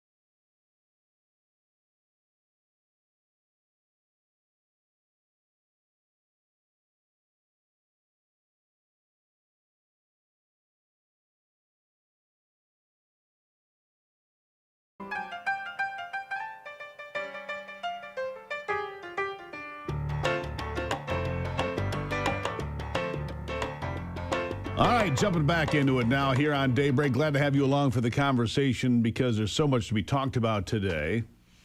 My next guest, Michael Letts, is a law enforcement veteran, more than 30 years of experience, the founder, president, and CEO of Invest USA, a national nonprofit dedicated to equipping law enforcement officers with life-saving bulletproof vests. They've been here before because I like to try to help out law enforcement whenever I can. Sir, nice to have you here. Well, thank you, Steve. It's always a privilege to be with you. We appreciate the opportunity. Yes, because most law enforcement officers don't have the proper vest if they have one at all. So that is a problem on the streets of a country where violence is too prevalent, wouldn't you say? Yeah, and especially in some of the areas. I mean, violence has gone down in D.C. by 40% with the president's initiatives, gone down across the country, roughly from 18 to 22%. But unfortunately, in New York City, it's gone up. All that's because of its policies. But when you especially have violence going up and you put these officers in a harm's way, the least we can do is to make sure they have a fighting chance. This is America, folks. We can do better. We can do better. So I've seen these videos. I want to talk about a new product that's out there, a new tool for law enforcement that I think is spectacular. In fact, I want to try it on Anthony at some point. If I can get a pair of these, I just want to just do videos and just see how it works. ICE is spending $20 million on electric shock gloves. If you haven't seen the videos, you basically grab somebody's arm, I don't know how it turns on, but it turns on. These people just buckle. It's much better than a taser, isn't it? Oh, no question. I've experienced them. I know the owner. He's a friend, and is putting this compilation together. To answer your question, Steve, you have to touch skin. If you touch skin, bap, you're down. So what if they have clothing on then? Then it doesn't work? Usually your hands are open or your neck is open. I mean, we can find pretty quickly. If you have clothing, it will work. It just doesn't work nearly as effectively. What you see me smiling at is, trust me, if I grab your hand and it's skin, it's about a nanosecond and you're on the ground. Bam. I mean, the videos are quite telling. So ICE is going to spend $20 million on electric shock gloves. I can't wait till the people protest this. But honestly, it's non-lethal. It's humane. It gets people out of a dangerous situation because you're not going to have weapons flying around, so on and so forth. You can get somebody into custody. Even if they're not arrested, they're detained. You can sort things out with a suspect, if you will, that's in handcuffs, right? It takes you down for about 3 or 4 minutes. Gives me plenty of time to get the situation under control before you even can start actually moving around and start actually trying to resist. By then, you're already cuffed and you're already taken into place. What you see me smiling about, Steve, is those protesters better be careful how close we get, because I think the one biggest factor is going to be remembering that I'm wearing the glove. And, if you come approaching me and rushing me, and when we're trying to defend a line and I forget I'm wearing the glove and I reach out my hand to stop you, you're going to go down. 3 to 4 minutes, you said you're incapacitated. And look, you're a big dude, so am I. So it takes big guys down, same as little ones, apparently. Sure does. It blocks your nervous system so that your nerves are not firing, and so you just collapse. And it's very easy to go ahead and cuff you at that point, get you in a position so you're not harming yourself, you're not harming others. Go on ahead and check to make sure you're not armed, you don't have any weapons on you.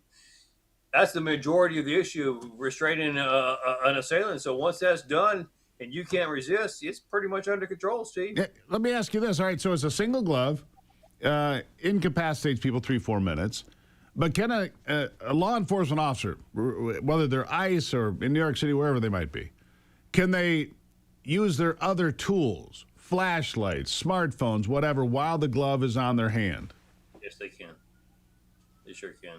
Because you remember, it only fires off. It only works with it has to feel the warmth. It has to feel the flesh. It has to feel skin. What if you touch yourself? Probably not a good idea.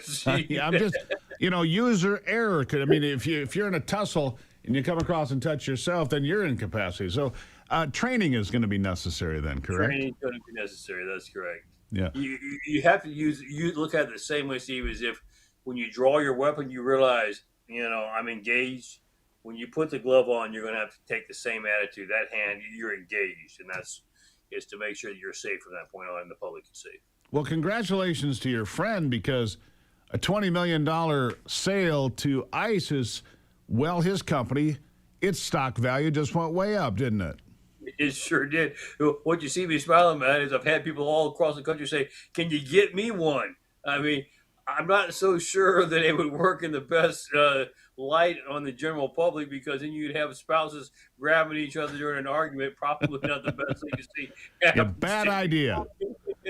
Yeah, bad idea. And in any state, in any jurisdiction, I'm going to tell you that is felonious assault if you use the glove on somebody. That's going to be a criminal act on you. No question. All right, real quickly, for people that don't know, Invest is out there trying to get vests for law enforcement officers, because many of the vests out there are not what they need to be. They're not up to the standard they need. And you work every day trying to put vests on officers. Tell the folks about it. How can they help out? They go to our website. That's INVESTUSA.org. InvestUSA.org. It's a charity. They can make a contribution. Biggest thing they can do, quite frankly, Steve, not only just make contributions to give them a vest, but if you see an officer today, can you just tell them thank you for your service? We have the lowest morale, the highest suicide rate, and the lowest number of recruits we've ever had in history. We need to turn that number around if we're going to make America safe. I agree with that. You're right about the deployment of the National Guard in D.C. It has worked tremendously well there, but we need to get things under control in other places. I don't think the DSA idea of getting rid of police in prisons is very popular in most places. I don't think they're popular, period. I think, they like to use DSA, but communism would be the same thing in my terms. All right, one more time. Give them the website. INVESTUSA, InvestUSA.org. God bless and God bless America, Steve. Thank you, sir, as always. We'll take a break and be right back on Daybreak after this.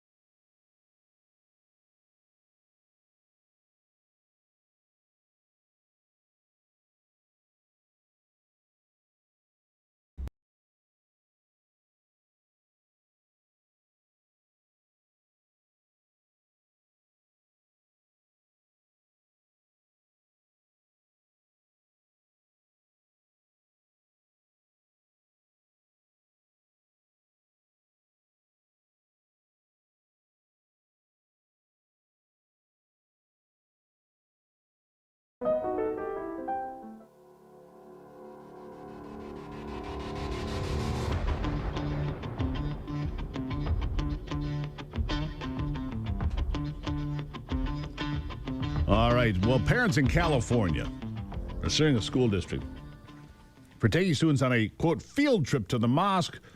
Girls toured with hijabs and given Qurans.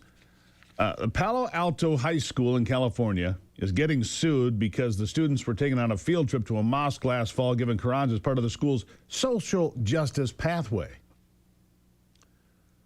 The female students told to wear Islamic head coverings. Parents of former Jewish students, a Hindu parent, and others filed a lawsuit against Palo Alto High School and the school's principal, Brent Klein. It alleges that photos of the children were posted online without the parents' consent. The children were also exposed to Zahra Billow, a radical Islamic activist and executive director of the Bay Area's Office on the terror-linked Council on American Islamic Relations. Zahra Billow slamming the parents who filed the lawsuit in a statement to the San Francisco Chronicle, accusing them of attempting to intimidate the school districts. Public schools and the government have an obligation to remain neutral toward religion, but what neutrality does not mean is shielding students entirely. The job of educators is to teach kids and expose them to different worldviews. That's what's happened here. You made them dress up in Islamic garb and read a religious book. Where's the separation of church and state there? I think this lawsuit will prevail. Governor Ron DeSantis of Florida designated CARE as a terrorist organization. They've got real problems here. Public schools across the country busing American Christian and Jewish kids to mosques. Yeah, so a Texas public school also came under trouble because they took them to an Islamic center to experience Islam firsthand. Students visited a mosque and left changed, the Texas school bragged. Yeah, I guess that's possible.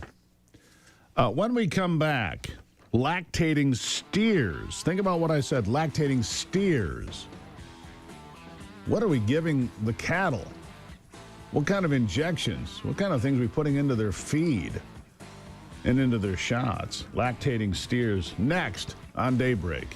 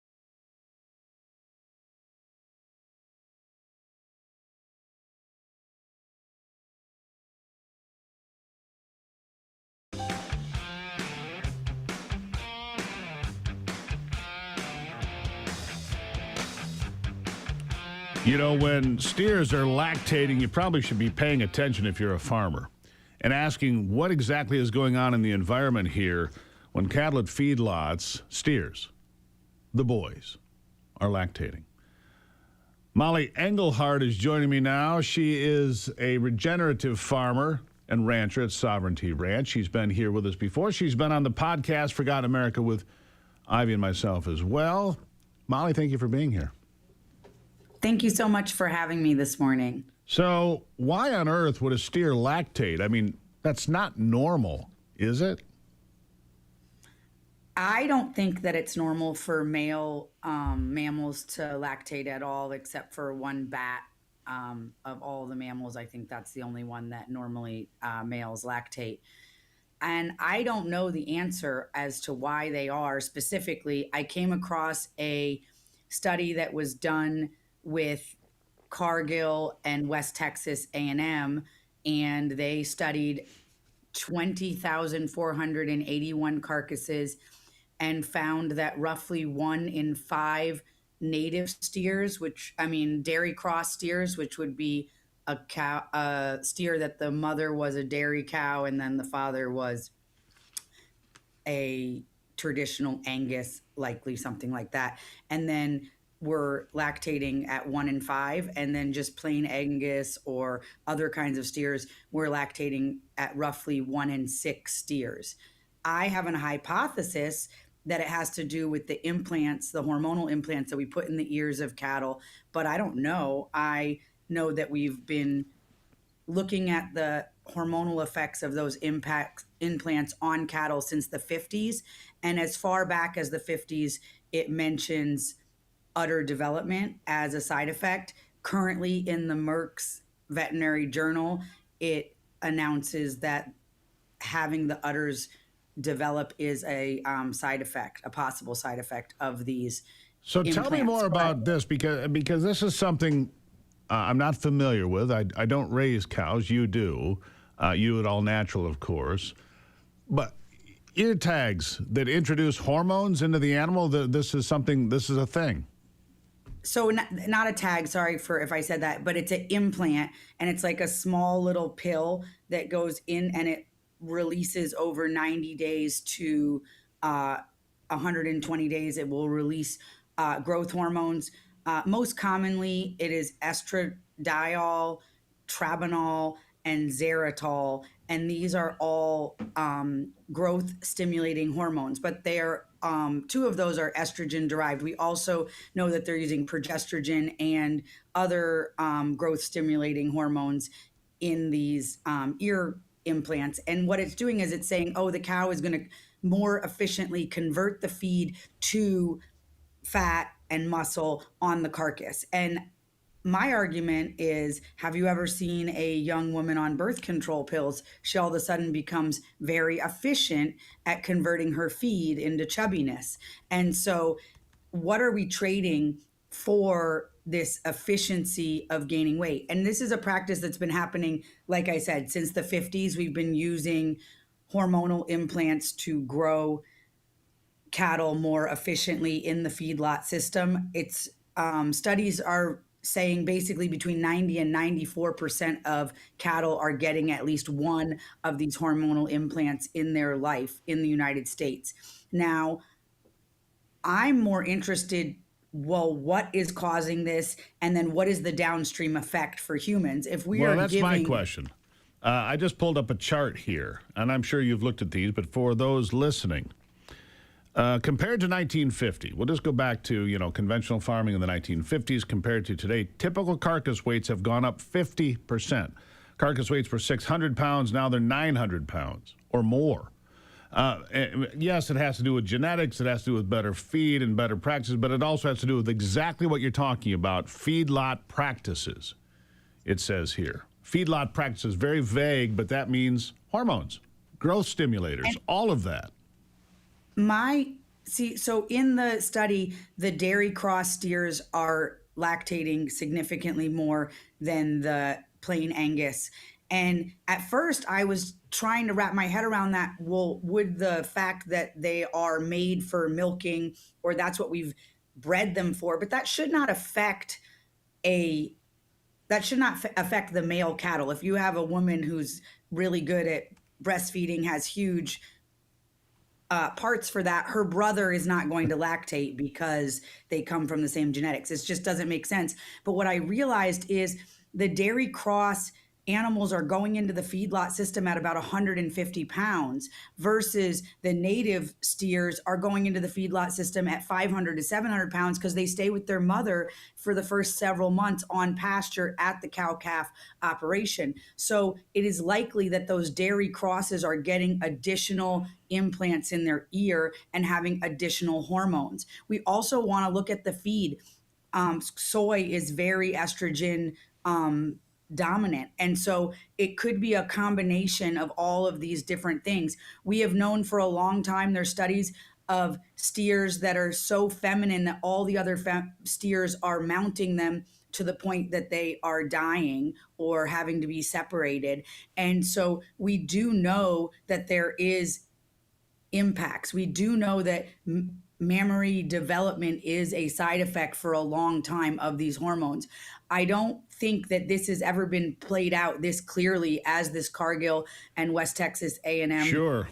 paper is stating. And it wasn't hidden. People are saying, oh, how did you find it? Wasn't hidden. It was just kind of siloed in academia and agriculture industry. And nobody, I just happened to be the person that saw the study and was like, that cannot be true. And then I went and dug deeper, and it is true.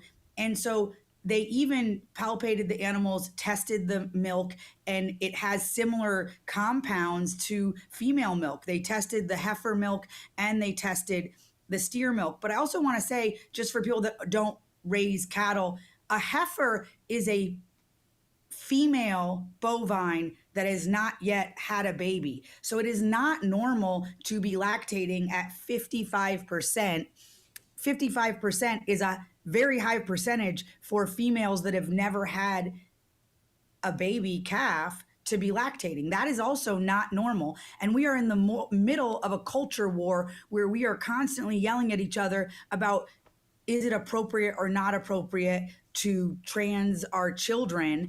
And we are eating animals that are showing very feminine traits that are not normal. And I think that there's a connection here. I think that the reason the dairy crosses are lactating at such a higher rate is they're getting the implants prepubescent. And so we're taking these steers, we're cutting off their balls. It's a normal practice. And then we're putting essentially cross-sex hormones, estrogen, high amounts of estrogen in their ears, and repeating that every 90 to 120 days to get them to grow more quickly. Yeah, and the problem, so I'll tell you this, and we're out of time here today, but boy, you have laid it out quite well. In fact, we need to ask more questions, Molly. That's what we need to do here. We need to ask more questions. I got to leave it right there for today. But folks, you got to know what you're eating. You do. Molly Engelhardt, always an education. Thank you. Thank you, sir. Greatly appreciate it. What do you think of that? Buy local. Small farms. That's what we try to do when possible. It's not possible for everybody, but do it if you can. Ivy's on the way in next. I'll be back on Daybreak. That's what we should do with Anthony, by the way.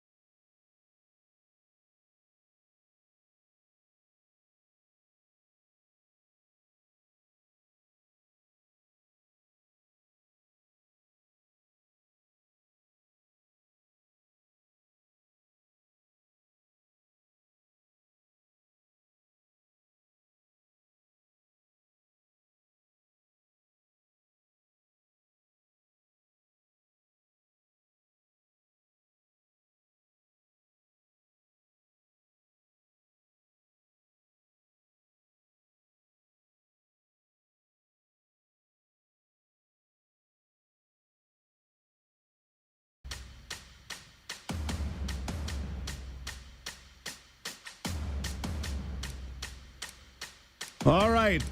Glad to have you on board for a Monday as we kick off another big week here. Ivy is back in the saddle as she comes a couple times a day now and just makes the place more glorious. Oh, well, thank you. Good morning. Morning, Ivy. How are you? You make the place pretty glorious, too, by the way. Thanks for that. A lot of serious things to talk about. What's on your plate today? I have a couple of headline news articles here. All right. If you had eggs this morning, you might want to check the carton because the FDA has now put its highest risk classification on a massive egg recall tied to a multi-state salmonella outbreak. Now, eggs in our household are like a staple. We eat eggs pretty much every single day. Every day. So if you bought eggs from Kroger, Simple Truth, Brookshire's, Cal-Maine, Sunups, and Country Morning, if you bought those brands, you might want to look into whether or not your eggs have been recalled. Yeah. Our eggs come from the yard, Yes. right out in the yard. So yes, no carton to check. Unless it's the winter months where they slow down, the chickens don't produce as many eggs. We do buy eggs. But 19 million eggs are affected. The primary states are Texas, Louisiana, and Arizona, but the Midwest do have some cases as well. So again, if you are eating eggs, making sure that they are safe for you. Yeah. Because that's super important. I know there's been a tremendous amount of recalls lately. We have that cyclosporiasis going around. Now it's been linked to jalapenos. We don't have to talk about the symptoms again, right? Explosive diarrhea. Would really I said we didn't have to talk did about it. Did not have. That's just a terrible side effect. Like Steve, when you're watching TV and you get the pharmaceutical drugs come on the TV and they're like, here's the 100 list of side effects that you could have, and we're always like, dude, did you hear the list of side effects? Yeah. Anyway, we kind of laugh at those. But anyhow, you talked about nuclear energy earlier. And that was the state of New York, correct? Yeah, they're talking about restarting a nuclear power plant like we did here at Palisades. I should look into that. I thought the Palisades plant would be restarted out. Gretchen Whitmer actually saying, hey, she saw the light, no pun intended, and said we need to get this back on the grid. New York considering the same thing. Well, I did not expect to hear this from California, but the state was preparing to say goodbye to nuclear power, but it is reconsidering. And they're thinking that to keep their nuclear power plant running for another 2 decades.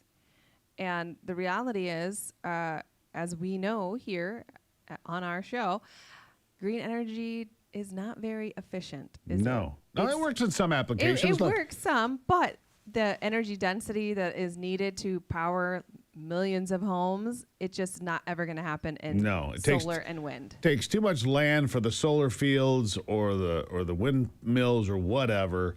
You're never going to power a country that way. It's silly, and we need to stop subsidizing it. Let the market do its job. Right. Well, I mean, there were 2 reactors in California that were supposed to close in 24 and 25. And the idea was that California could replace more than 2 gigawatts of around-the-clock nuclear generation with wind, solar, batteries, and energy efficiency and other sources. When the reality came for them to shut down, they had rolling blackouts in 2020, and they realized that they couldn't do it. Right. So those nuclear reactors. See, the one in New York, they shut it down 15 or 20 years ahead of schedule. Oh, really? Right. They shut down a perfectly good nuclear power plant that sits at a point where all the transmission lines are there, all the infrastructure is there, everything's ready to go. You don't have to build anything. You don't have to plow fields or knock down forests in pursuit of your green new scam. Right. Right? Well, listen, if you want to put solar panels on your corporation on top of your building, knock yourself out. That probably works for Our that. adventure van. Our adventure van. It worked. The solar powered the batteries, and we never had any issues. And running the van itself powered the batteries. Correct. So which uses gasoline. Yeah. Right. So in certain applications, yes, it does work. For trying to power big communities, never going to work. It's not going to work.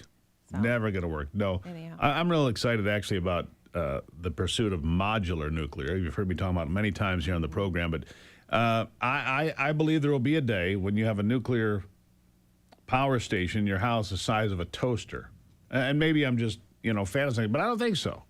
Yeah. Each house will be, you won't have to worry about the storm knocking your power off because you'll have a little tiny nuclear reactor with low-grade material so that if it breaks, it's not going to poison everybody. You can have low-grade. You don't need this high-grade nuclear material anymore. But I will tell you this, we have a problem with uranium in this country.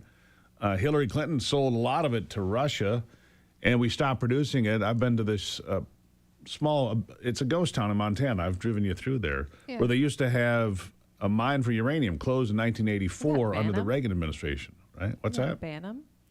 No, I'd have to go back and look. But anyhow, I don't remember the name of the town.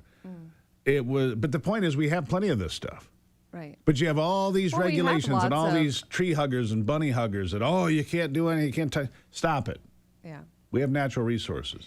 We have lots of rare earths in this country. It's Correct. that we don't have the, The ability to refine them. that's right. We don't have the refining ability in this country. That's where Real Alloy is coming in Kentucky, for starters. They're ramping up fast. Donald Trump. Doesn't this all seem like it's like a national security issue, and why wouldn't we be, making sure that we have all these capabilities in the United States? Yeah, well, NAFTA sold us out. Yeah. I mean, we outsourced all of our manufacturing, whether it's pharmaceuticals, rare earth elements. I mean, we outsource everything. Now it's coming back, but it takes time to undo the damage that NAFTA did to this country. Ross Perot is exactly right. That great big sucking sound you hear is all those jobs going to Mexico. Thank you, Ross. I appreciate that. He was right.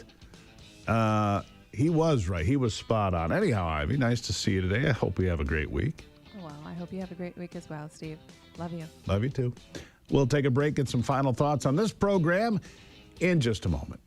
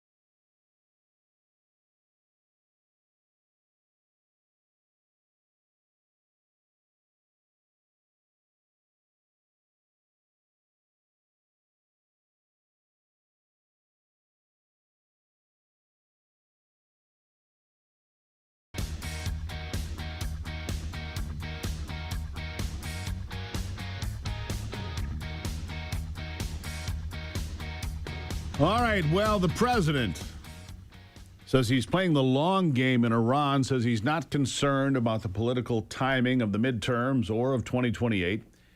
Says he'll play the long term with the IRGC. Says they should just raise the white flag so we can get on with it. They won't. Iran using their time-tested ability to run out the clock. It's what they've done for almost 50 years. Play one administration after the other after the other. They're trying to do the same thing here, but this time around they have been severely compromised by the president. The continuing war against Iran has destroyed their Air Force, their Navy, their ability to do much of anything, except they can still raise hell in the Strait of Hormuz. But soon that'll be irrelevant too. 5 years from now, the Strait of Hormuz will be just another body of water because pipelines are going in. Oil-producing nations in the Middle East are circumventing the Strait of Hormuz, shipping oil elsewhere to the Mediterranean, to the Red Sea, and elsewhere. Soon it'll all be irrelevant, but by the time that happens, it'll be 2030, 2031. A long way to go before we get there, right? A long way to go before we get there. The president also issuing a stern warning to Oman, the nation of Oman trying to work some deal with Iran. He says, we'll bomb the crap out of them. Don't play games with what we're trying to get done here. And he has continued to say that we cannot, will not, will never allow Iran to have a nuclear weapon. So he says the strategy continues to be the same, but he says he's not pleased with Oman, apparently. And, you know. And he said Israel said it's most appropriate for him to remain on the sidelines for Israel's election. Says, I have nothing to say about that. We'll keep you up to speed on all of it. Fight the good fight. Keep the faith. God bless America. I'm Steve Gruber. This is Daybreak. And remember, only you can save America.